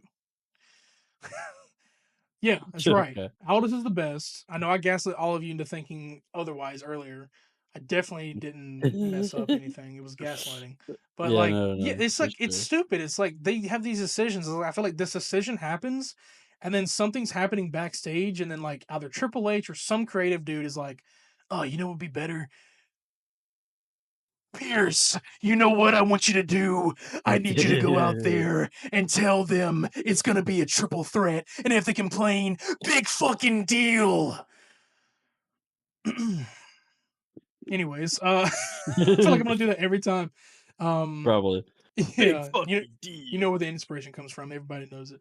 Uh, uh, yeah, it just doesn't make sense. It's like why have a contenders match? It's the same thing that it felt like with even though the Rhea, Bianca, and Io match blew like made me change my expectations and made that one of the best matches of night one. I had that for a minute because it was like, okay, Bianca won Elimination Chamber fair and square. She's gonna face, you know, Io, but now Rhea's getting that shot randomly. out of nowhere because one, she was being a whiny bitch, you know, that was her character at the moment. But then even when they got to that match, it still delivered, and I was like, this actually worked. This was amazing. This one I don't feel like that. I feel like this one should have just been American made and the New Day, and that's it. This wasn't that kind of instance where like you don't need to give it to War Raiders, bro. We get it. There's other tag teams, but like, why don't you just have this shit? And I know New Day's gonna retain, possibly. There's no reason they're gonna lose for a while. But I wouldn't be mad with American Made having the belts, but what was the point of giving us that match and then like, you know what, actually, fuck it. Triple threat. It's probably gonna cook. They're all great, but I don't fucking need it, dude. um we skipped over the Sammy promo. The Sammy and Punk promo in the backstage.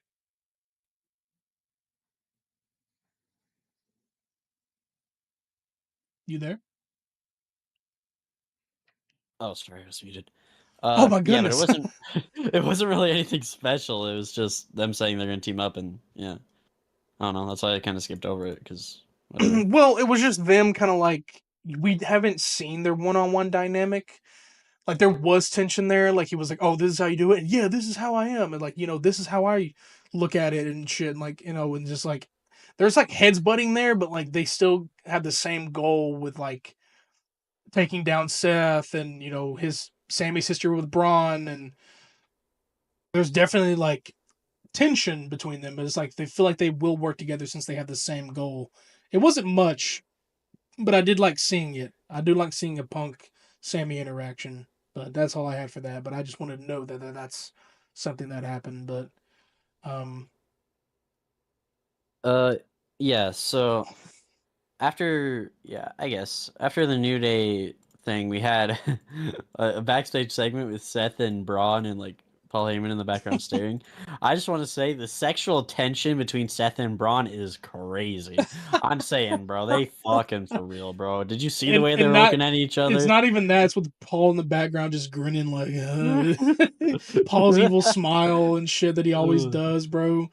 It's just in the back, sexual and it's just tension like is crazy.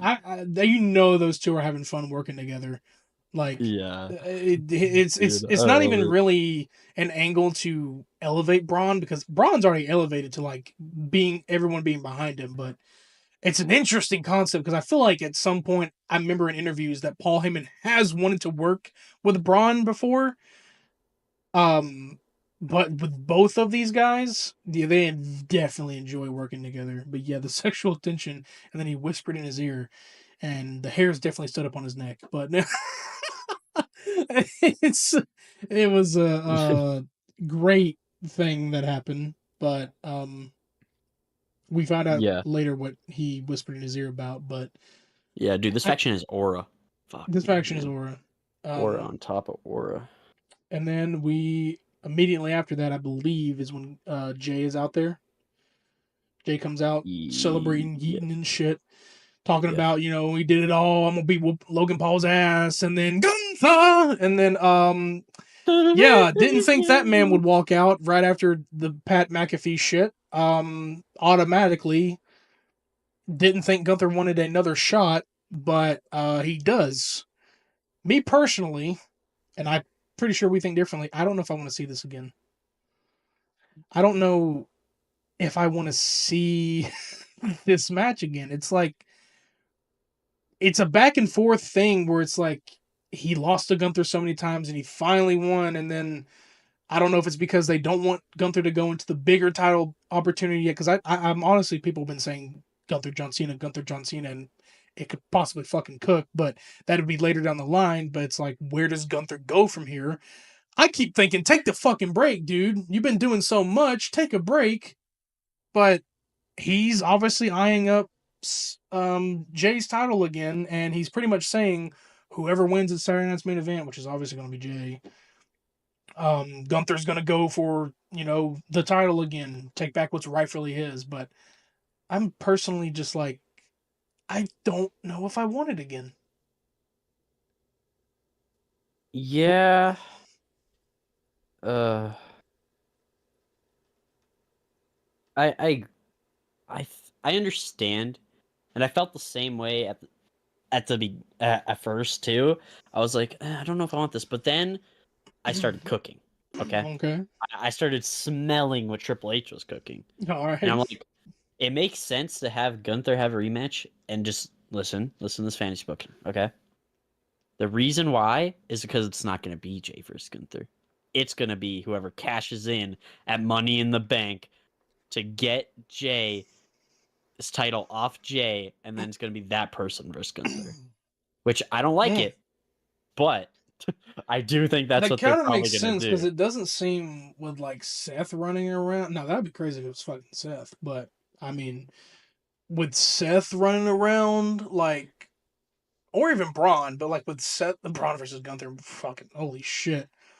Um, because yeah, it makes sense here because it does not seem because even remember Night of Champions, somebody could take that belt off of Jay. Um, this doesn't seem like Jay is going to have this for a very long time because we're not going to see this every time where somebody wins a new belt and they have a long ass title reign. It's never always going to be the case. Yeah, Maybe for the big titles like the WWE title and possibly the World Heavyweight, but for like Jay's standpoint, it's like this one's going to be off him a lot or off and on, or it's just like he's holding it possibly till like SummerSlam or something.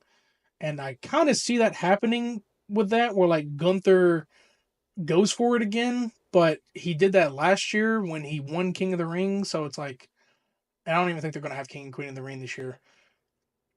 It's not been confirmed, so I don't think so. But uh, yeah, it does make sense. But I really would want to know who that could be.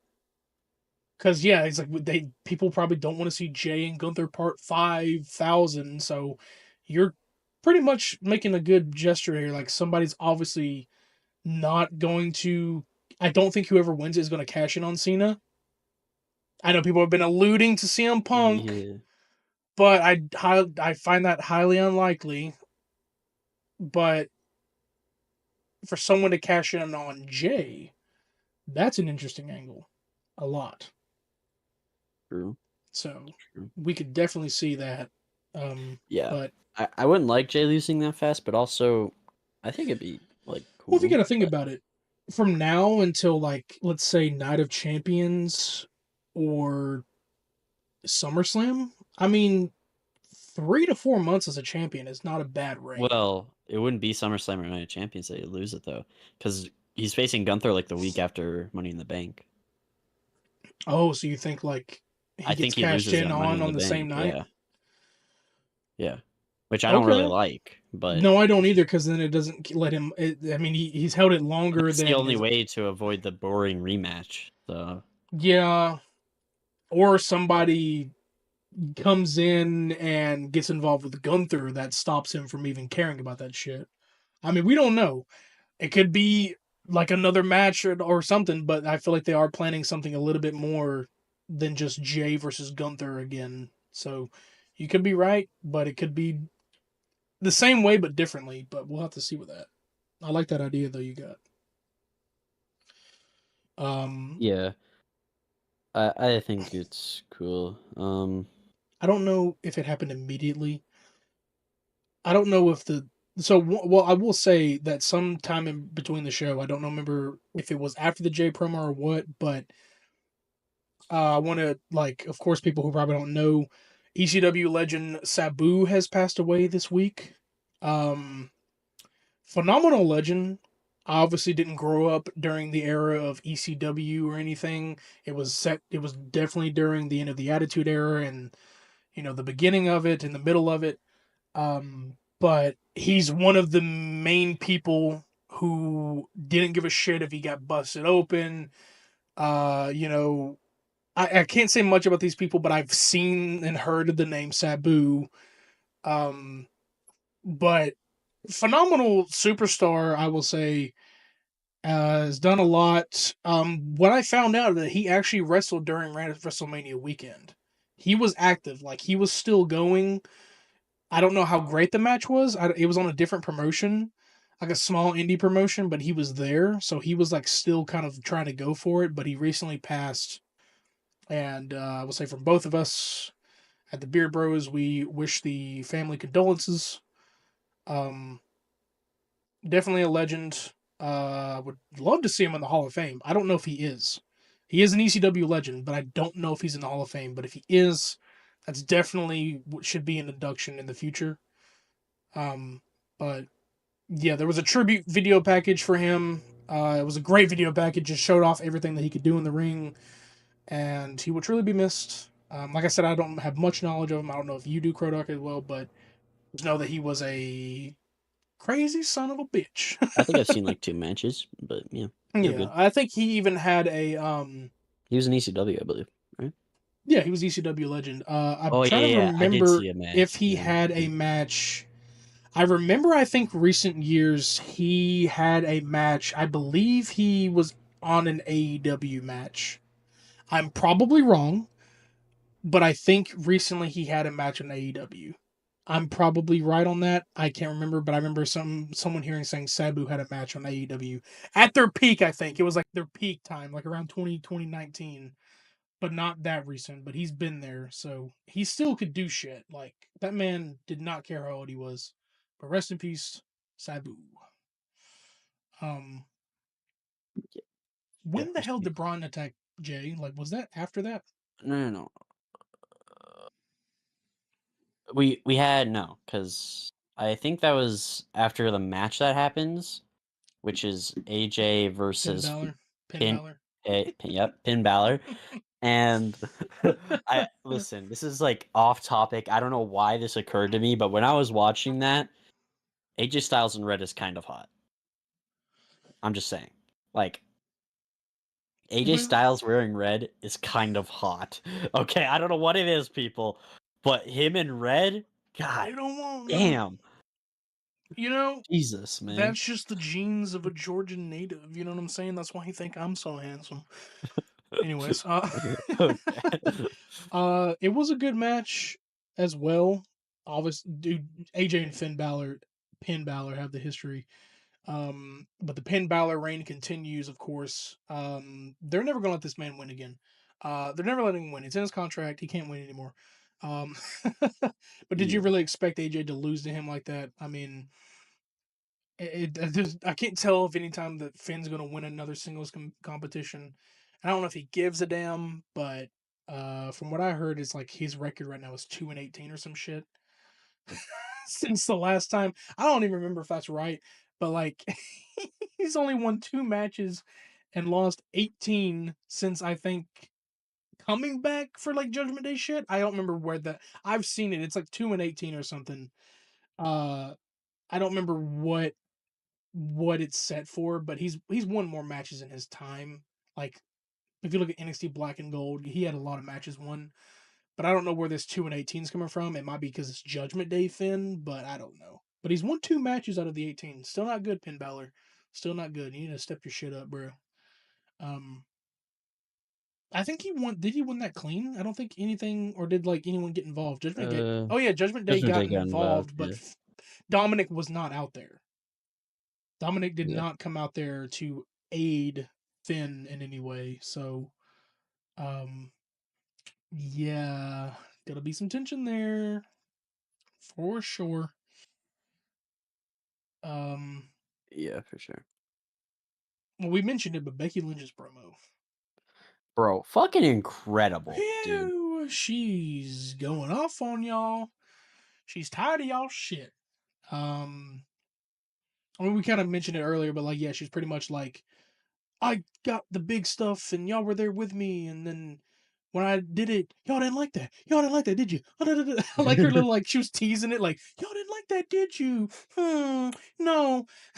It's like, yeah, that was the case. Like, as soon as she won the 2 belts, they were like, fuck this girl. Like, I don't, this girl's terrible. Bring back this girl. And Ronda Rousey should have, it's like, it's like the hate was so on her, but it, like all of them came up so well.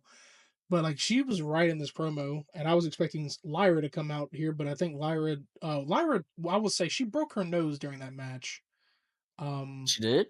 yeah, she broke her nose. Apparently, she broke her nose Damn. because, well, I noticed it when I watched with you, that like it was kind of crooked, and then it was confirmed she broke her nose, so that's probably why she's not That's crazy. on television. I don't know when she might have, but there probably might have been a spot that happened and we didn't just see it well. But yeah, her nose is broken. But Uh-oh. she's okay for the most part. She just gotta, heal from that. But she's probably it's probably bruised up and she didn't want to, couldn't show her moneymaker on the TV today. But um great promo, but I think we really much discussed that and then stuff like that. But um yeah, so then you said the Braun J thing. The Braun J thing, Yeah. that happened and cut off what would have probably been a great promo from Ludwig Kaiser. Come on. True. He didn't even get to cut a promo. Yeah. He was like, "Hey Kaiser, what do you think about?" Oh, wait a minute, Jay's dead over there. Later, it's like the the interviewers can never interview you again for the rest of the night when something happens. But Braun took out Jay. Then everyone came out. Jason Jordan came out, thought he could save the day. This man is like he's had more TV time than he was a wrestler. Like God, he must love that he's back there now. But I came back there, checked up on him and shit, and then that's pretty much all that happened with that. I think nothing really big happened with that.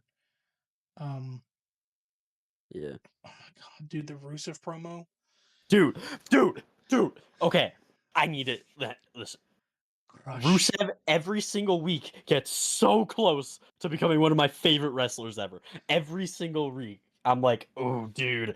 Rusev is unironically like the thing I look forward to most when watching They Raw. have definitely given him some sort of creative control because these promos, the fucking TNT Championship from AEW made an appearance in that promo.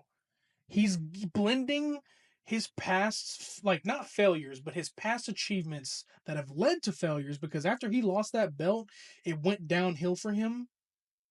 Um, like I don't know much about the AEW story, but I know he held that belt for a brief moment, and then when he lost it, they stopped using him on AEW. They stopped like pushing him.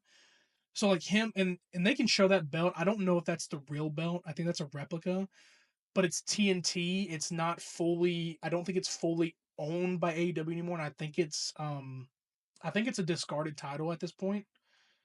I could be wrong, but for them to be able to show that on television, I think they had every right to, since it's not owned by AEW. But him, like the belt briefly being shown in that promo, he's blending the worlds from where he came from, and he's even like sitting here saying like he was bringing up like how he wasn't utilized by the people in charge. Like literally, almost name dropping Vince, like literally bringing up like the guy in charge beforehand did not give me a chance because he was buried by Cena, which is like that's not giving a chance at all. And then True. because that's how they used to do it back in the day. If you had a monster heel who was probably from another country, which he is, like fucking like if you have Rusev, like I'm telling you right now, the way Gunther's push is, if Triple H was not involved in his push, or like from NXT, or for trying to at least convince people of like how good Gunther is, if this was Vince McMahon era, I kid you not, Gunther would have been a Russian or something that would have been unstoppable for some point and that he would have been squashed. I kid you not. Vince has made characters like this. Rusev was an unstoppable force who was beating everybody every week, who eventually would go on to become a champion and then lose to Cena at Mania. And then after he lost, he went downhill. Yeah, Rusev Day made him, better because, everyone's interacting with Rusev Day. It's Rusev Day was fun.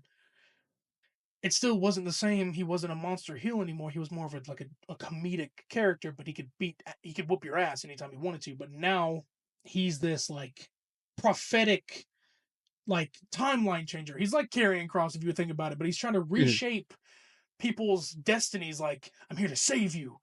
You're not being utilized right or whatever. I'm here to save you. It's my destiny. It's like his heel work is so amazing. Like he never used to speak like this on the mic as Rusev. If he was Rusev, it would be like Rusev Crush, oh, and that's all he would do because he was supposed to be that stupid brute who didn't have much of intelligence. Like his wife Lana was the more, one who would speak for him. But Yeah. He's got so much talent that I haven't seen this side of Rusev. Like, I want more, just like you do, man. Like, I want to see him more. And he could potentially be world title picture one day, but right now he's trying to help the jobbers, become relevant. And like, even though taking them down is what he has to do, he's like, I want to save you. It's like, I love this angle that he has, dude. I need to see more of him. Hell yeah, I want dude. to see him cut promos on the mic too, but like, this is enough in a way to build him up. I And they haven't agree. like forgotten about him. He's been on TV and promoted every week. It's like he isn't just promoting and then like, oh, he's gone for 2 weeks. It's like, no, he's been there a lot. I True. love it, bro. I need to see more of it. That's what I've been saying. And Yeah, then he's slowly becoming my favorite. I Like, believe just this leads us to the main event because I don't know if anything yep, else happened after that. But Io and Rio, Ia versus and Julia. Rio, Yeah. right? I just mixed their names up. Good job. Wow, Io Sky and Rhea Ripley. Io and Rio, Julie versus Julia and Roxanne Perez. Um, yeah, this we haven't seen a women's main event in a long time. Regardless if it's on a branded show, I love it. I fucking love it. This kind of shit needs to be happening. No, you don't need title change main events all the time, or no, you don't need. Listen, this shit cooked. This is amazing. Rhea did the thing, the pointing thing. I love it. The dynamic is amazing. Once again, Io's a bundle of joy. uh, she enjoys tag teaming with Rhea. No, these people cooked. I've never been so almost off my feet for a regular branded main event than this one. So many good spots, so many good moments. I just,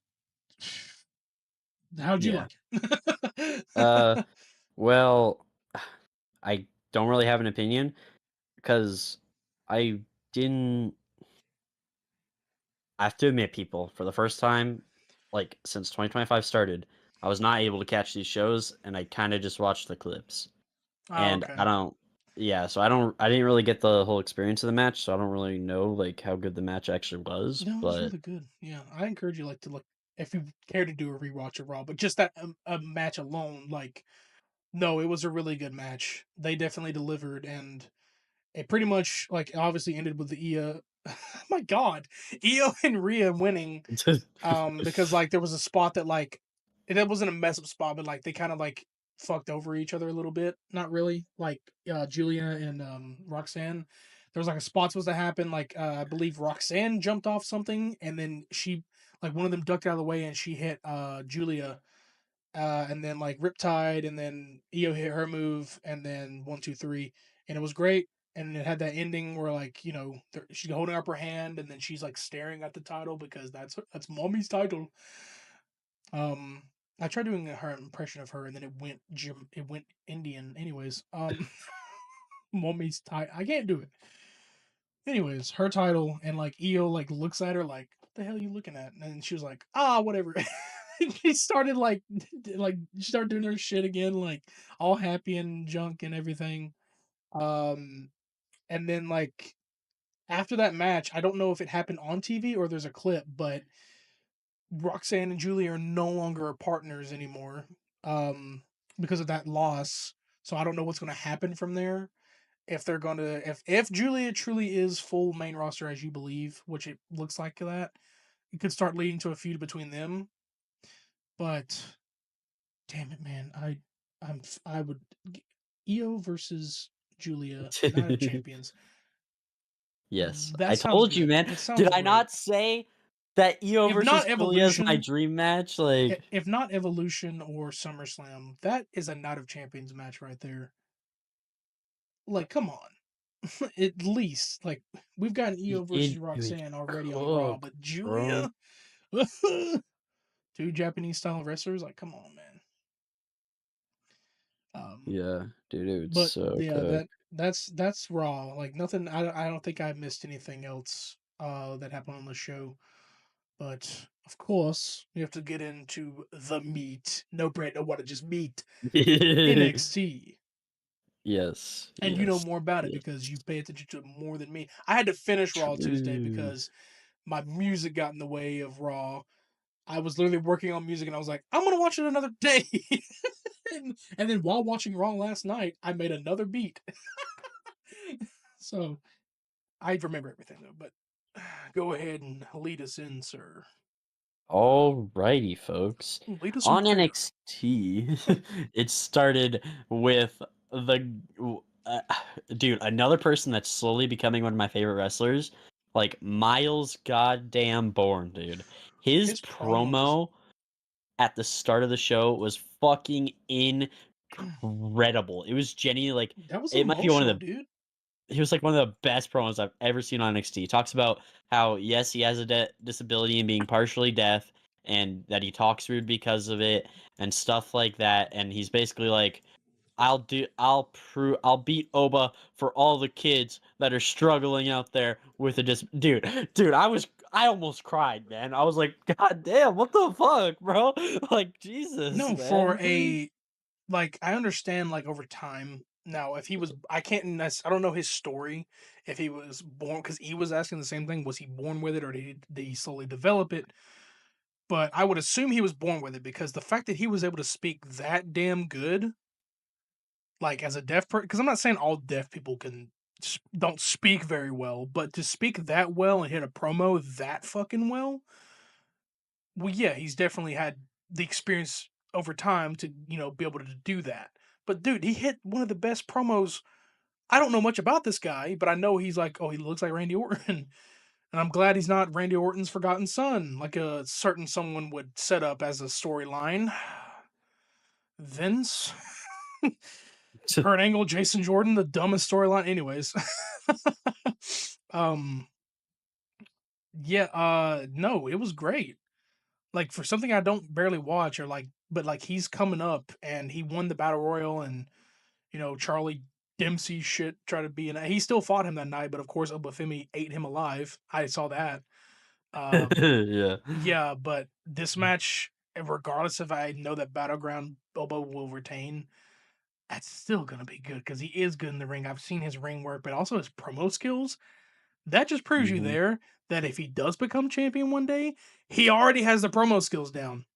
Dude, I kind So of want him to actually beat Oba now. I do Like, as well, but it's like it's very hard to see that right away. yeah, But he's definitely gonna sadly. be at some point. If not, if like Oba loses it to someone, then Miles maybe. But we shall see. Yeah. Dude, I think, but during the promo, Ethan Page interrupted and stuff, right? And they had a match later in the night. But dude, Ego. this crowd is incredible. So it's like, because during when Ethan came out and he was talking, the crowd started chanting, "Miles can't hear you." Miles can't hear you. That's amazing. That's And it was amazing. fucking That is hilarious. awesome, dude. It's And not then, even a but dickhead thing to do. It's like no. It's like no. They were saying this for support of Miles. Holy damn right. shit. And then Ethan Page tries to use that too. He's like, "Yeah, he can't hear me, so that's why I'm going to talk very slowly so he can read my lips." And then he says something like, "Miles, you can't beat Oba." And then the crowd just starts chanting, "You can't either." I was fucking dying, bro. You can't They were either. fucking cooking him, dude. They were cooking Ethan I love Page, it. bro. Oh, yeah. I But love that shit. Yeah, I'll let what a you great go in order crowd. because I don't know what happened in between, Yeah. but I did see like the fatal influence, Next. Jordan Grace and Stephanie, and I don't even have that part in my notes. But next, the Twitter's most all over the important place for thing. Stephanie's outfit. Okay, I get it. Like she's okay, I agree with all of you, but listen, chill out. But she knows what she's doing. La primera. She knows exactly. Yes, because she's allowed to be. She's a beautiful woman, and you're all simping for her. Yeah, Yeah, I just but saw that part, but I don't know what happens, but I know like Jordan Grace was still like, I'm gonna be the one to beat you. well, you're skipping ahead, man. But that's I fine. was just saying because that's what I saw, but like you can bring that back up if you need to, but No, Go I ahead. don't even have it in my notes. It wasn't that important Oh, to me. okay. Well, It was just a good. promo thing. Yeah. Uh, but we had the most important segment of the night. And it involved Tatum Paxley. Tatum Paxley was Oh my crashing the god. fuck out, She. dude.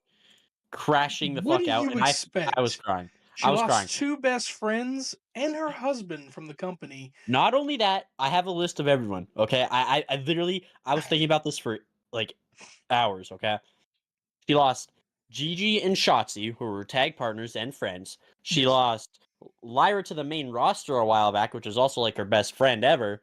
She Yes. lost Jakara Jackson, her actual IRL like best friend. Then she also lost her husband, Xavier Bernal, or however the fuck you say his name. Javier Bernal. Damn, you just butchered that name. I did, but How dude, dare you?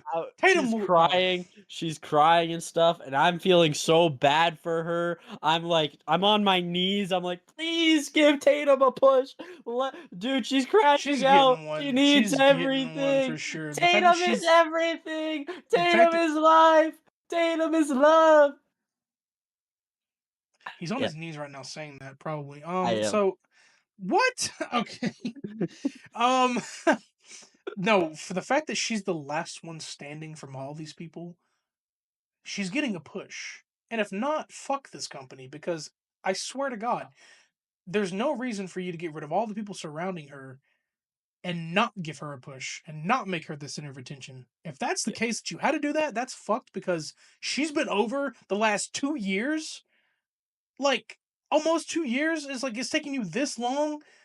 It's like, bro, She looks so good with literally the North American title. Like, she still can, yes, but like, come the fuck on. She's been over this long. Give her something, dude. You had a chance to give her a exact. tag team belt, but because you were releasing Gigi Dolan, you decided no. Oh god, the decisions right now, man. And Give apparently, I'm hearing my something, queen her title. and then I'm also hearing stuff like Braun Strowman is like back, but he's like behind the scenes. He's not gone. So I'm like, what is going on? I don't know anymore. Maybe he I'll retired. I'll Maybe he's let just you behind the finish scenes. Yeah, NXT I before I get guess. into like the smaller stuff that happened on the outside, but like there's some Yeah. like where the some of the release stars are going and what's going on. But Yeah, no, I think it'd be perfect for Tatum to win this off Sol Ruka, the North American oh yeah, title. I think it'd be perfect. Tatum deserves something. Tatum is, in my opinion, the best character worker in like all the WWE. Not even a joke. I think she's fucking incredible at her character huh? and just working with her character. And she's just so good. And she's good at everything. And she's amazing. And she's life. And she's love. You mean And like you mean like character based, like playing that gimmick she has? yeah, Like okay, yeah. I was gonna say like yeah, yeah, like the best character gimmick like in the WWE right now, like there aren't many. So like yeah, that kind of yeah, that psychotic like yes, that character is definitely yeah. the best one like out of NXT and even like all of the shows right now. Regardless, like Alexa, yes, is great. Now, I've heard Alexa, that them together, I don't know who is crazier than the other. I would actually like would not mind if they brought like Tatum up main roster one day. Let them interact, please, for the love of God, to Yeah. see who's crazier. True. It'd But be continue NXT. awesome. Sorry. Yeah. After that, it was a nothing burger match between Dom and Wesley, but during the match, Stax like appears on the TV outside of I Rizzo's found the safe safe house. house. Yeah, bro. That He's shit's gonna kill crazy. her. Dude, I love the Dawn and the Mafia aspect of NXT. It works so well. I think it would not work on He's the gonna main roster kill like Rizzo, at all, bro. but it's Yeah. so cool, bro. I love it. I'm so invested. I'm like, oh my god, this is a drama series. I'm so fucking invested. It's the Penguin. Like it's just crazy. But yeah, so Hey, Tony you and loses, me, Vic. obviously. It's gonna be the end of the world. Snaps his neck. Yeah, it's about family. So Tony loses, right? And then he starts driving out to where the safe house to go see if Rizzo's okay. But you know, Stack's already 86 Luca, and he's probably planning to kidnap Rizzo and 86 her too. But so the Don comes, but Stax knew the Don was gonna come because Stax has watched the Don for years and knows every single move the Don's gonna make. So sorry, Stax waits for the Don to come and then hits him from behind and starts beating the fuck out of him. He's like, "Hey, Don, I'm smart too. I know what you're gonna do before you even do it, because I've watched you. I know every single move you're gonna make, Tony. I've watched every single move. Because I'm your worst enemy, Tony. Because I've shadowed you for years. And I'm the underboss, Tony. And I'm gonna beat you the fuck up, Tony. Ah, fuck. I love this. I love this. I love this. Yes, man. Give me Your more. Italian accent, Jersey accent, has improved since the last time you did it. Oh, thank you. This time, because the last time it was like veering off into like it started turning into a different accent and then country, and I was like, "What the hell is he?" But Hey, no, you it know, actually has improved this time. I was like, "Damn, all right." I feel like this I'm makes watching perfect. The Godfather, man. Yeah. No, I do like that What too, do you because like think? them driving and shit, and like just making it like a real, like you said, a drama and a soap opera kind of thing. Like it's not even in the ring at this point. It's like Yeah. literally real life. I love that shit.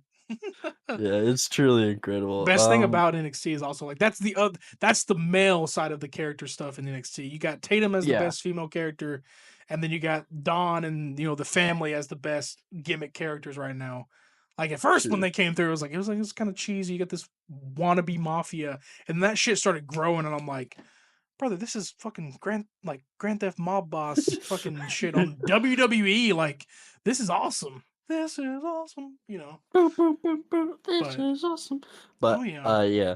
The show ends with just a normal contract signing between Joe Hendry and Trick and like a tiny bit of a Oh promo. my god, Um I saw that, dude. That was so serious, bro. He's like, yeah.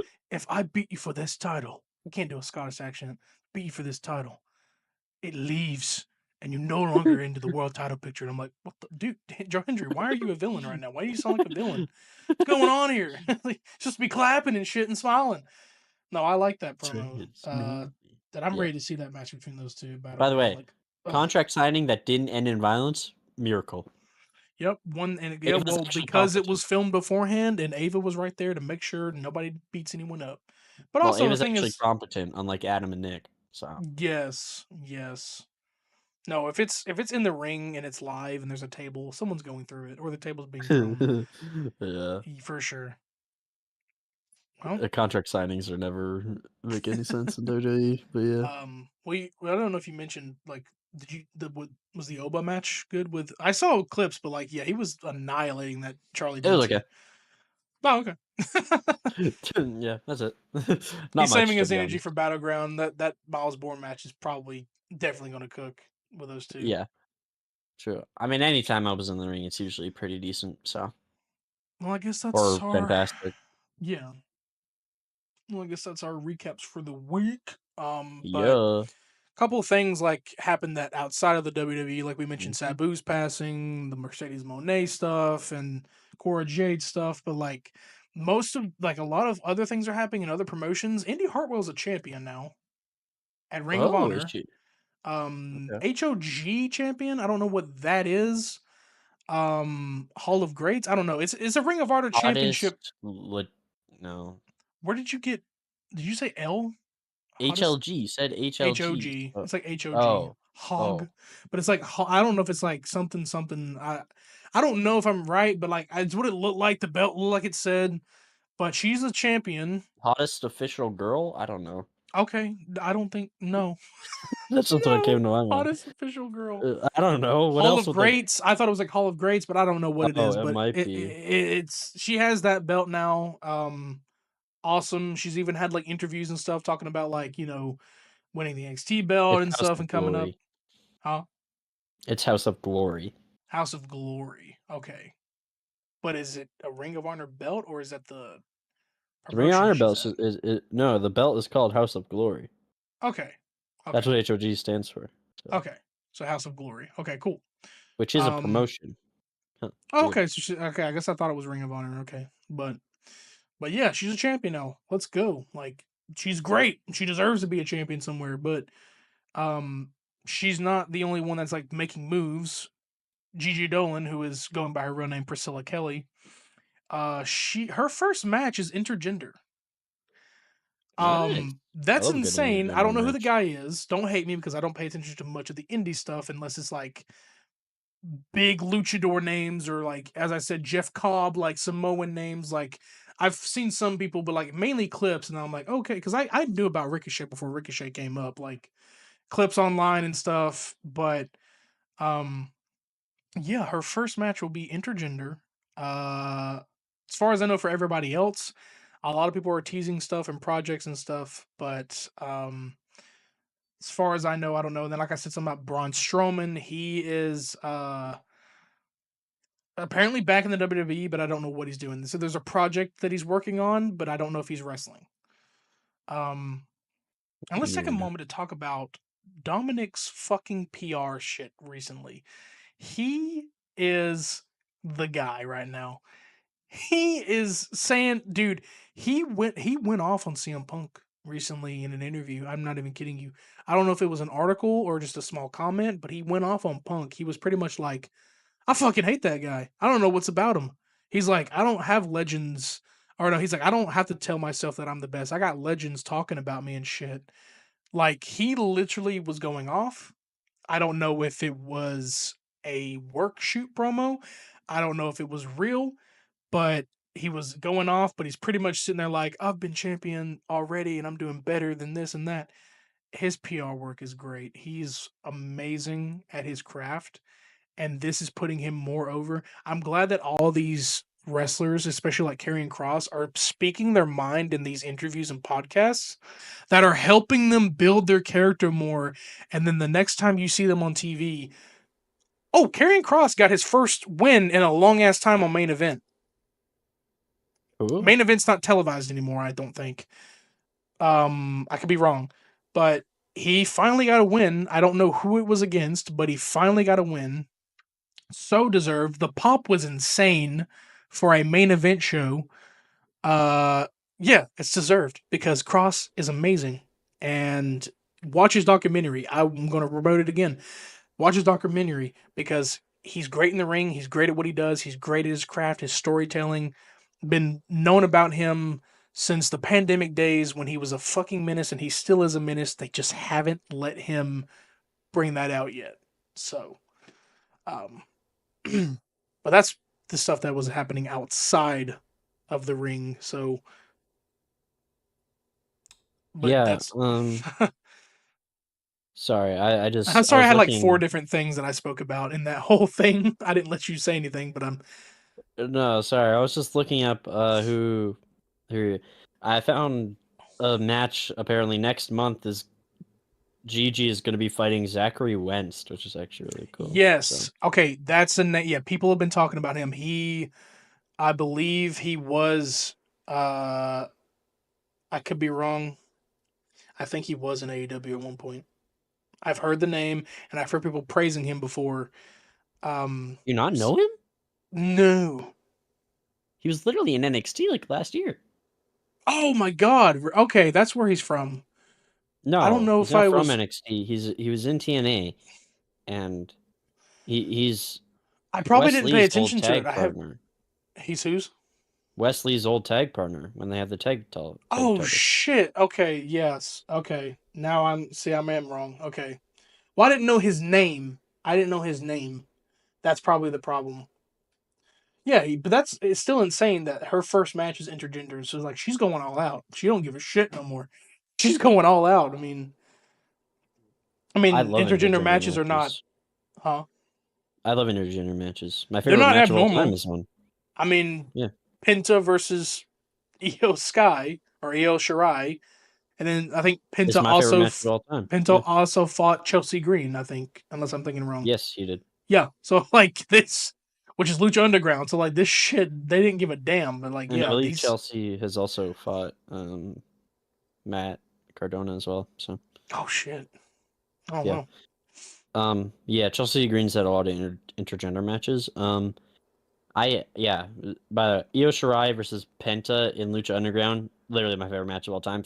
If you guys haven't seen that match, watch it. Go watch it right now. You can find it somewhere, I'm sure. It's fucking So incredible. sure, Pentagon Dark. That's what he went by before he was just Yes. Penta. But still, same thing. Wish you could use that name because that name is badass. But Penta works for me as well. But Yeah. I have two like things that aren't related to wrestling that I okay. kind of want to talk about. This is like gaming stuff, so I guess if you're not gaming, I mean, we're probably gonna end the pod like after this, so you know. But game Xbox slash PC Game Pass versus PS Plus is insane, dude. Okay, I've been a PlayStation person my entire life, so I've always like subscribed to I'm PS raising Plus, my but hand. You know you can't see me, but I'm raising my hand right now. Like since I was born out of the womb, dude, I yeah. was handed a PS1. Like Yeah. But yeah, so I love PlayStation, but dude, PS Plus has raised its prices like twice in the past like it's 6 gotten bad, months. really bad.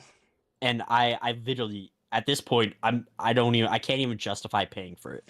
Like it's awful, dude. When The amount it costs compared to Game Pass, which by the way, Game Pass is like way cheaper, and Game Pass has games that come out. Like it has new games, whereas PS Plus is only games like from years ago that came out. the Like it worst is part, such a drastic difference. the worst part is that when PlayStation Plus introduced the tier system, where you have basic, essential, extra, and premium. You have 4 tiers. Not even just 3. You have 4. Basic is $9.99. I believe essential is $14.99. Or no, extra is like a couple dollars higher. I think it's like $11.99. Extra essential is 14, and then premium. These are for monthly, by the way. Premium is $17.99. They're going up for sure. Now, beforehand, it was just 1 tier. You had everything. This is before the game because the game catalog didn't get introduced until the tiers happened. Well, Basic is just no. what Sorry. You're kind of wrong, but like with the so how it prices, or just was because there's 4 tiers. no. It listen, you're wrong about like the game catalog thing. So the actual thing was PlayStation had two subscription services.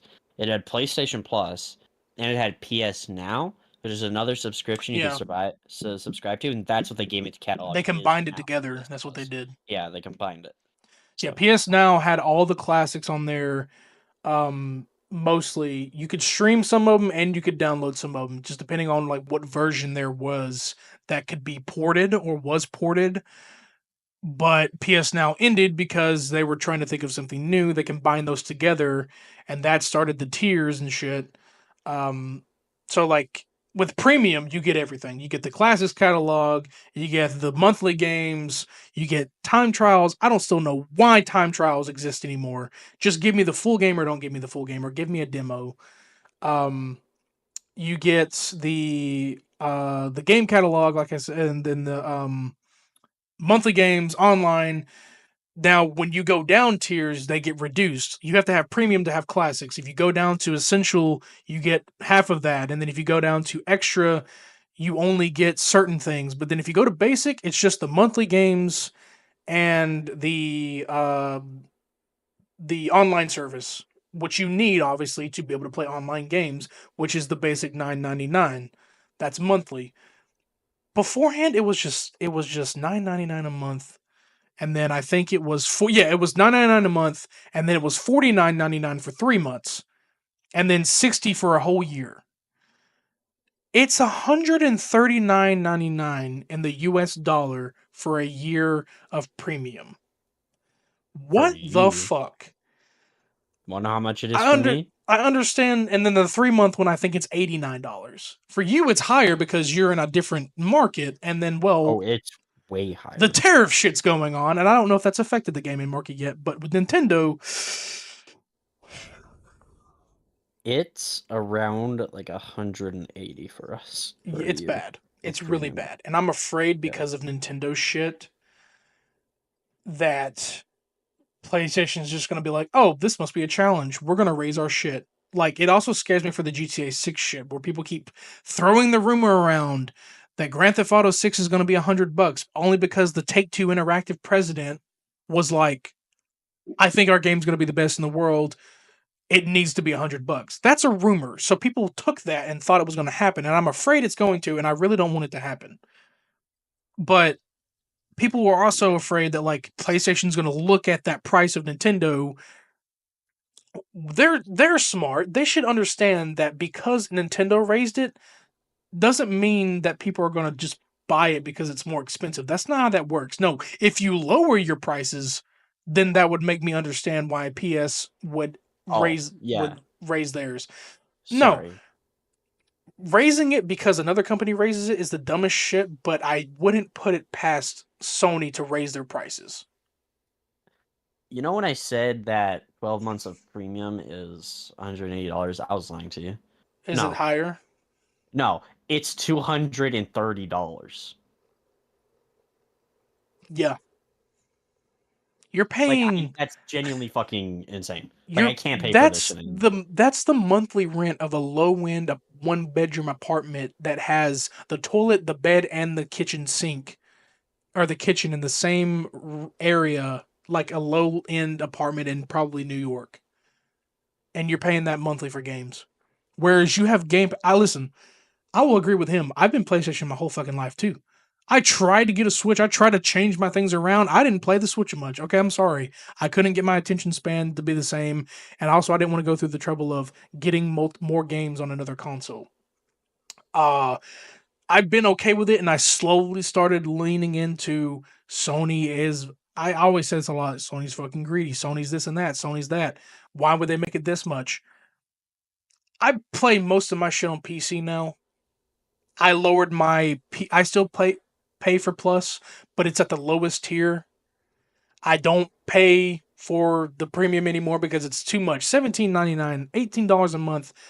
Dude, that's like a regular Amazon Prime price. Like that's like, dude, that's so damn much for just having everything. If I can't play my classic games, I can't play my classic games. If I can't get games on the game catalog, they're probably on Game Pass because the recent games that have been adding to the game catalog are on Game Pass already. And then with the monthly games of how, you don't hold the monthly games forever on PlayStation Plus. Now, I know you don't hold Game Pass games on there forever, but Game Pass keeps their games on there longer than PS does. Yeah. I am slowly moving, and he's right. Game Pass is better than I wasn't a shill or a PS shrew, but I was a defender for a while because I loved PlayStation. I love there's only certain games you can get on PlayStation. Like I love God of War. I love Spider-Man. I love Uncharted. I love these games. I get it. People like shit on these cinematic based games, but I love them because I love that kind of shit.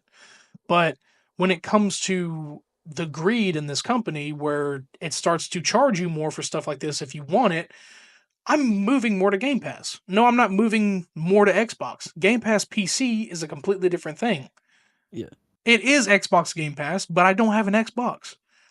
You get more variety on the PC Game Pass, I think, than you do the Xbox Game Pass itself. Because I even hear people complain about that it doesn't have enough games. But the PC version, you get a big ass variety. Doom the Dark Ages comes out this Friday. I love Doom. I'm trying to finish up Doom 1 and 2 because I feel like I may or may not stream something of Doom the Dark Ages. I don't know. Probably not this Friday, but some point. Just because I love Doom. It's going to Game Pass day one, but on PlayStation, you got to pay full price. Now, which one's a better deal, people? If you love Doom and you want to play it day one and not have to save up your money, because it's $70 on PlayStation as a regular bundle, you can pre-install it as we speak and have it ready Friday morning or whenever it releases, and you can play the shit out of it and kill demons. Okay, come on, like that's Yeah. that's a weekend mood right there, bro. Like fuck, I'm staying inside and playing Doom. Like it's a weekend Yeah. mood. Not only that, it literally has like two games that are getting praised and like are probably year game of the year contenders, and the Oblivion remake and Expedition The Oblivion 33. remake just dropped and it went straight to Game Pass. Which other one did you say? Expedition 33. I don't know if you've heard of it, but I've seen it, but I don't know what that's about. basically it's like I think it's like a turn-based RPG kind of thing, Ooh. but people are saying it's like game of the year. People are Ooh. praising the fuck out of Expedition 33. Well, they can have it because GTXS is going to have it next year. No, Silksong needs it. Give me Silksong. Anyway, by the way, No, next year. I don't. Silksong's coming out this year, buddy. Hopefully. Yeah, no, I'm saying Silksong gets it this year. Oh not yeah, no. GTA 6 will probably get it next year since it's literally releasing during the summer. That gives like so many. I'm not condoning kids to play the game, but so many kids graduating possibly to play that game. Like, let me tell you this: for all you hotels and beaches out there or whatever, you're probably going to have no people on the beach or at the hotel. They're going to be playing GTA 6 all summer. They are doing this is the best marketing I've ever seen. I get it, they don't give us a lot of trailers or gameplay, but this is the best way to like, hey, we're releasing it the week y'all get out of school. That gives Yeah, you 2 months to beat the main story and probably platinum it. I remember when true. I got Red Dead 2 during winter break of 2018. I beat that shit the whole winter break. Believe you me, I didn't give a shit about snow or the cold. This is the best way to do it, dude. They were like, if this wasn't a PR move for releasing it just in time for the summer break, dude, I don't know what. It's gonna be a good year Yeah. next year, dude. Also, I don't know if this is still a thing, but it was said that Silksong is going to be day one Game Pass as well. Shit, So fucking shit. incredible, as probably one of my favorite. It's definitely gonna be my favorite game of the year. And also, Subnautica 2 is gonna be day one Game Pass as well, which is also one of my favorite game series of all time. Like it, I'm fucking dude. I'm eating. I'm eating. I wish I haven't checked, but I would wish that Mafia: The Old Country would go to it. I don't think it is Oh because I yeah. want to play that one. And in between, now here's the thing: if I had known about like I knew about its release date, but if I didn't start my Batman playthrough so late, I was going to potentially play the Mafia games before that game came out.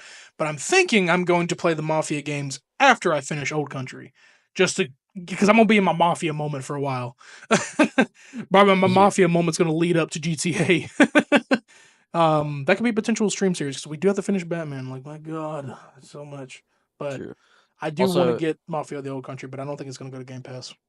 you said Doom's coming out this Friday, but Yeah, I'm looking at the thing right now. It says 2 hours. So just probably gonna it probably well for people who have like Game Pass or something, it probably drops early.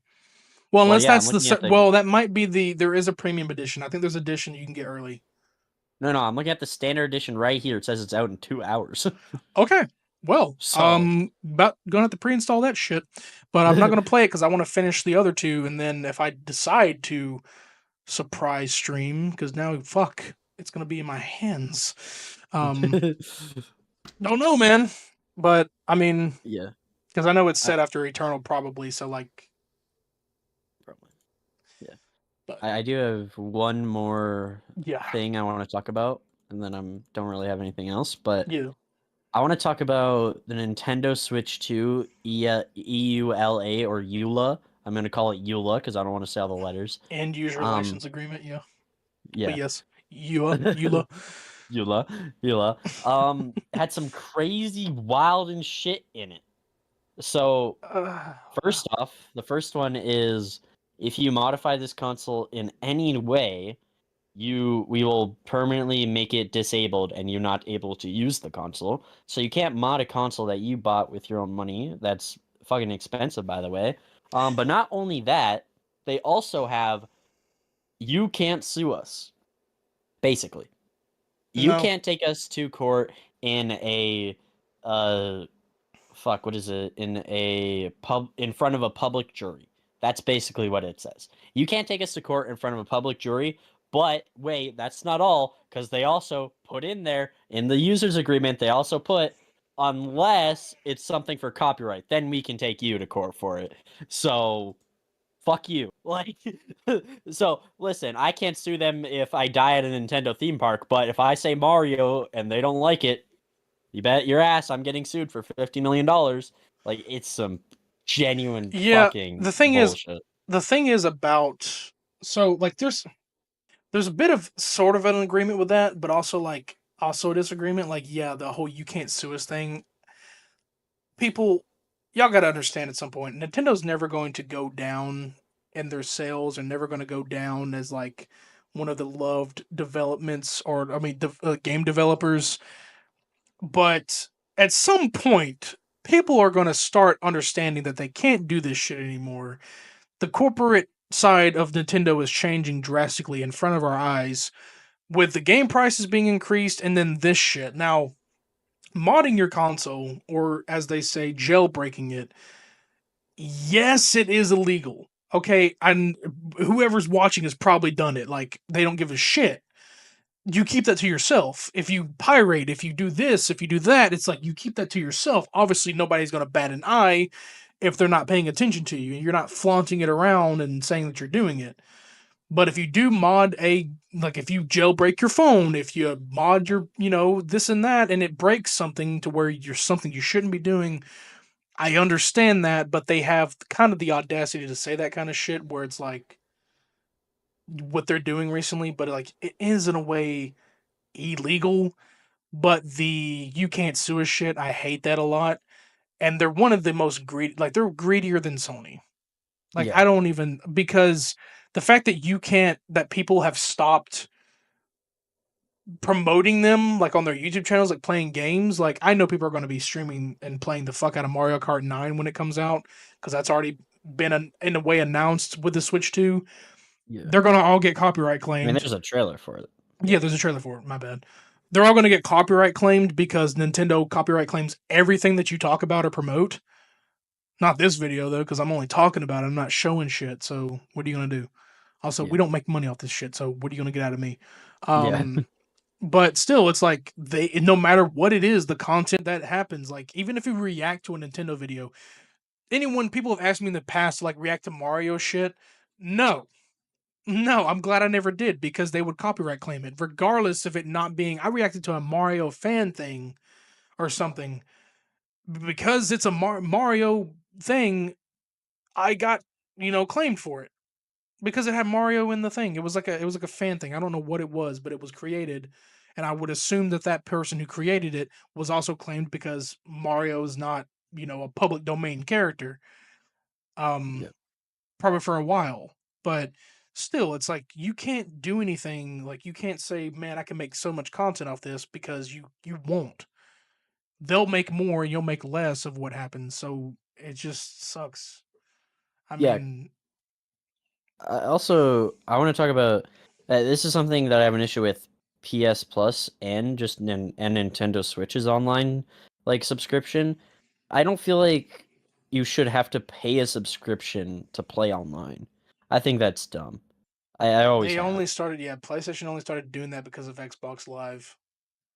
Again, I Yeah. still think that it's a stupid thing because one, if you want to make yourself look better, don't copy the competition. Maybe, hey, come over to us. Our PlayStation Network is free. You don't have to pay any money. No, they decided we'll let you pay monthly because I believe at the time Xbox Live was only a year. I could be wrong, I but don't know. PS Plus started out at $9.99 a month. There was no such thing as yearly at first. So they're like, okay, how about this?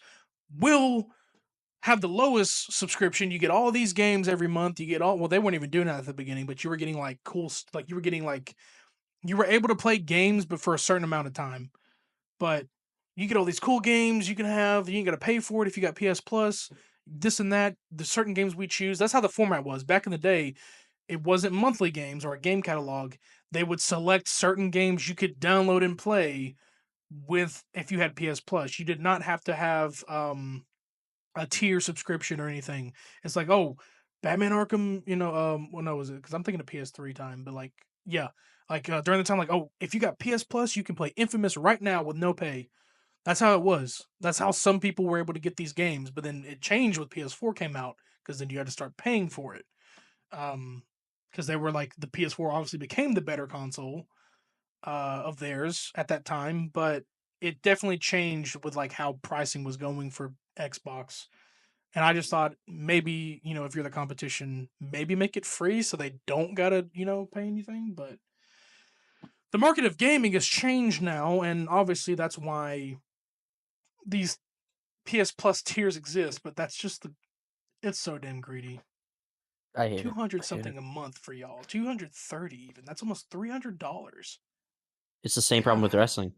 By the way, same problem. The ticket prices going up. It's crazy. Oh yeah, Like, we didn't even mention that. That's going up high, dude. SummerSlam yeah. tickets, bye. $45,000, dude.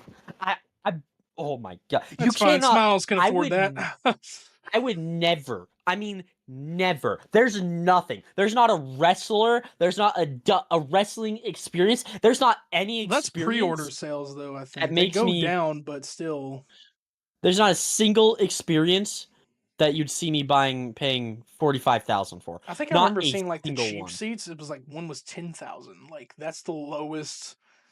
Yeah, they're in the thousands, man. Like they weren't even that expensive between me and my buddy at like Bad Blood when I went. Like that between us both, like he had fees and stuff, but like altogether it was like 600 because both of our seats together were 200, and there's added on fees you have for because you have the seats and then paying for the venue, getting into the venue. It's like you have multiple things you pay for it. The seats aren't the only thing you pay for getting in there. It's like you got to pay for entering the venue fee, whatever they charge, the seats, and then a couple other things. It's like you have to pay for. So like together it was like 600, but like he paid for most of his part, I paid for my half. So it's like um I should say 200 between us both, but still like Yeah.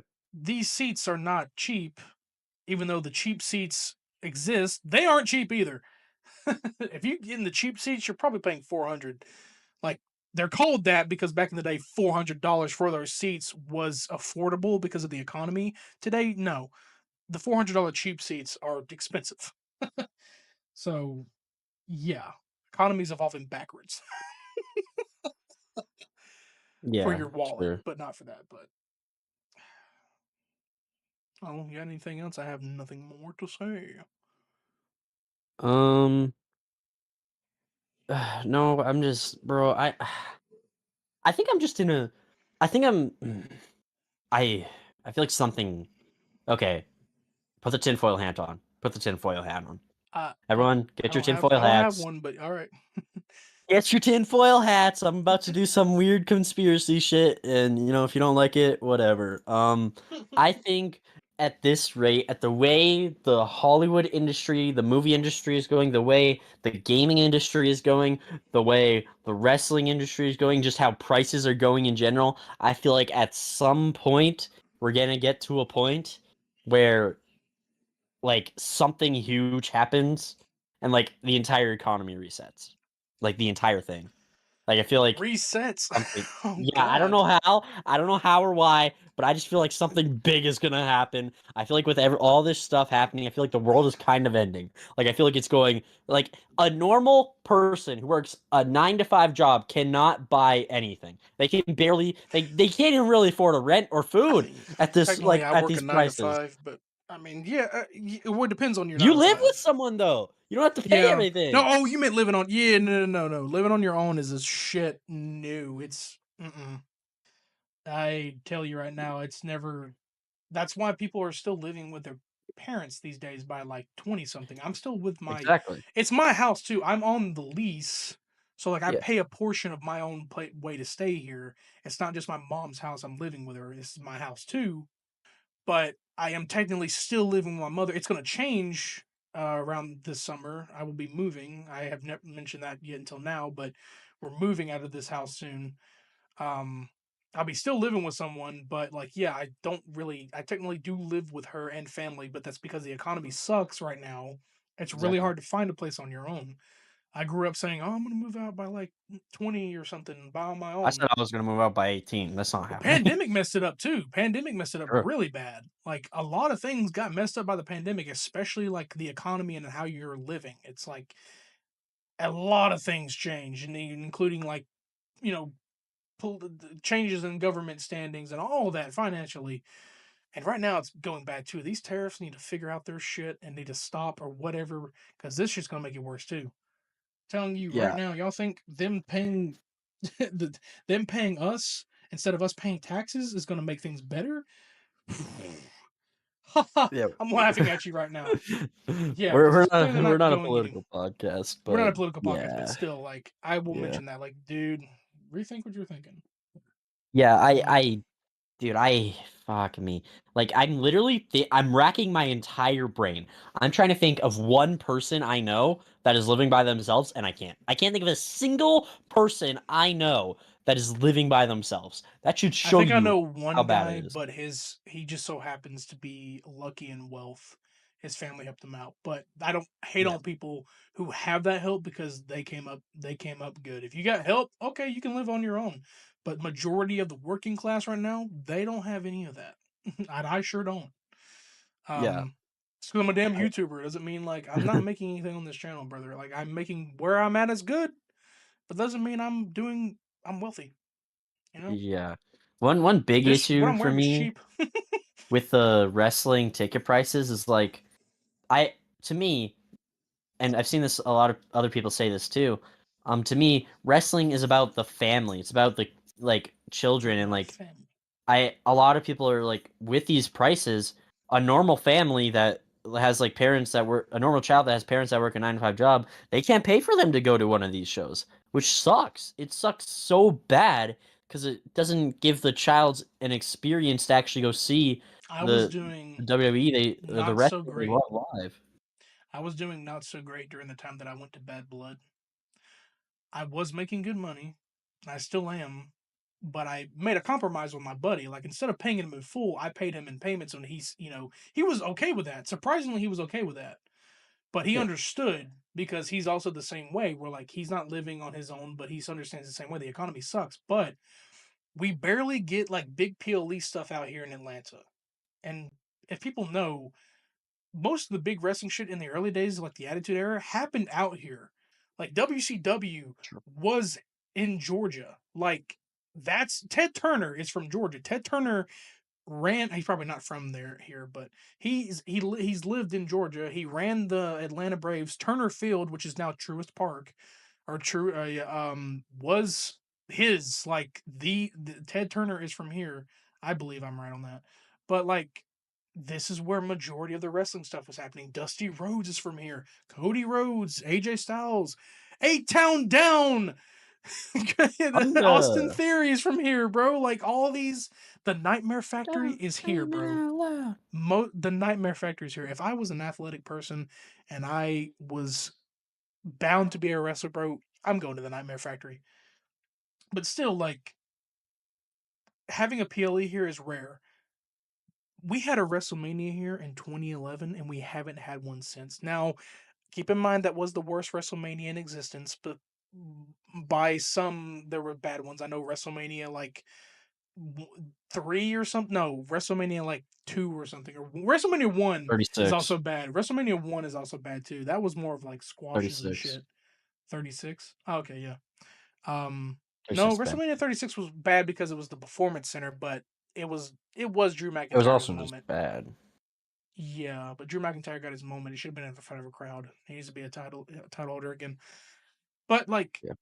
and that's when we had the Georgia Dome. The Georgia Dome's gone. They blew that shit up. Like I'm not kidding you. They blew it up, and then they rebuilt. They built a new stadium, the Mercedes-Benz Stadium, which is the biggest stadium we've ever had, across from the MetLife Stadium that we have. Mhm. Yeah. Um, so like we don't get that kind of stuff here. Like we eventually started getting Monday Night Raw stuff here when Cody became champion. Like it had been years. Like I think the last time a Raw was here was 2018 when Randy Orton and Brock Lesnar were feuding. If you know the infamous moment where Paul's in the ring, Brock's in the ring, and he's like, "You'll never hit an RKO on Brock Lesnar," and Randy Orton comes in to hit the RKO. I was there for that. That's where that was. That was in Atlanta. So 6 years go by or five, and Bad Blood's coming to Atlanta. So regardless of how my financial situation was, I was struggling, but I was like, I love this sport. I love everything about this. I'm fucking going. And I even told my dude, I said, we're going. And he was like, yeah, I'm already planning on pre-ordering. I said, dude, it's really going to be hard to get these in full to you. Can I make payments? And he said, yes. And we got to Bad Blood. And for people like that who are struggling, they're probably doing everything they can to get that in there as well. And if you do it, man, if you think you can do it, go for it. But like, yeah, that's an example of like the economy being shit, but you're still doing everything you can to go see something that you love and that you've been watching your whole life. My family has fallen out of it. My dad fell out of it. My mom barely didn't give a damn about it. My grandmother grew up watching, Hogan and all that here in Marietta, but they fell out of it. I'm pretty much the only one who's continued on with it.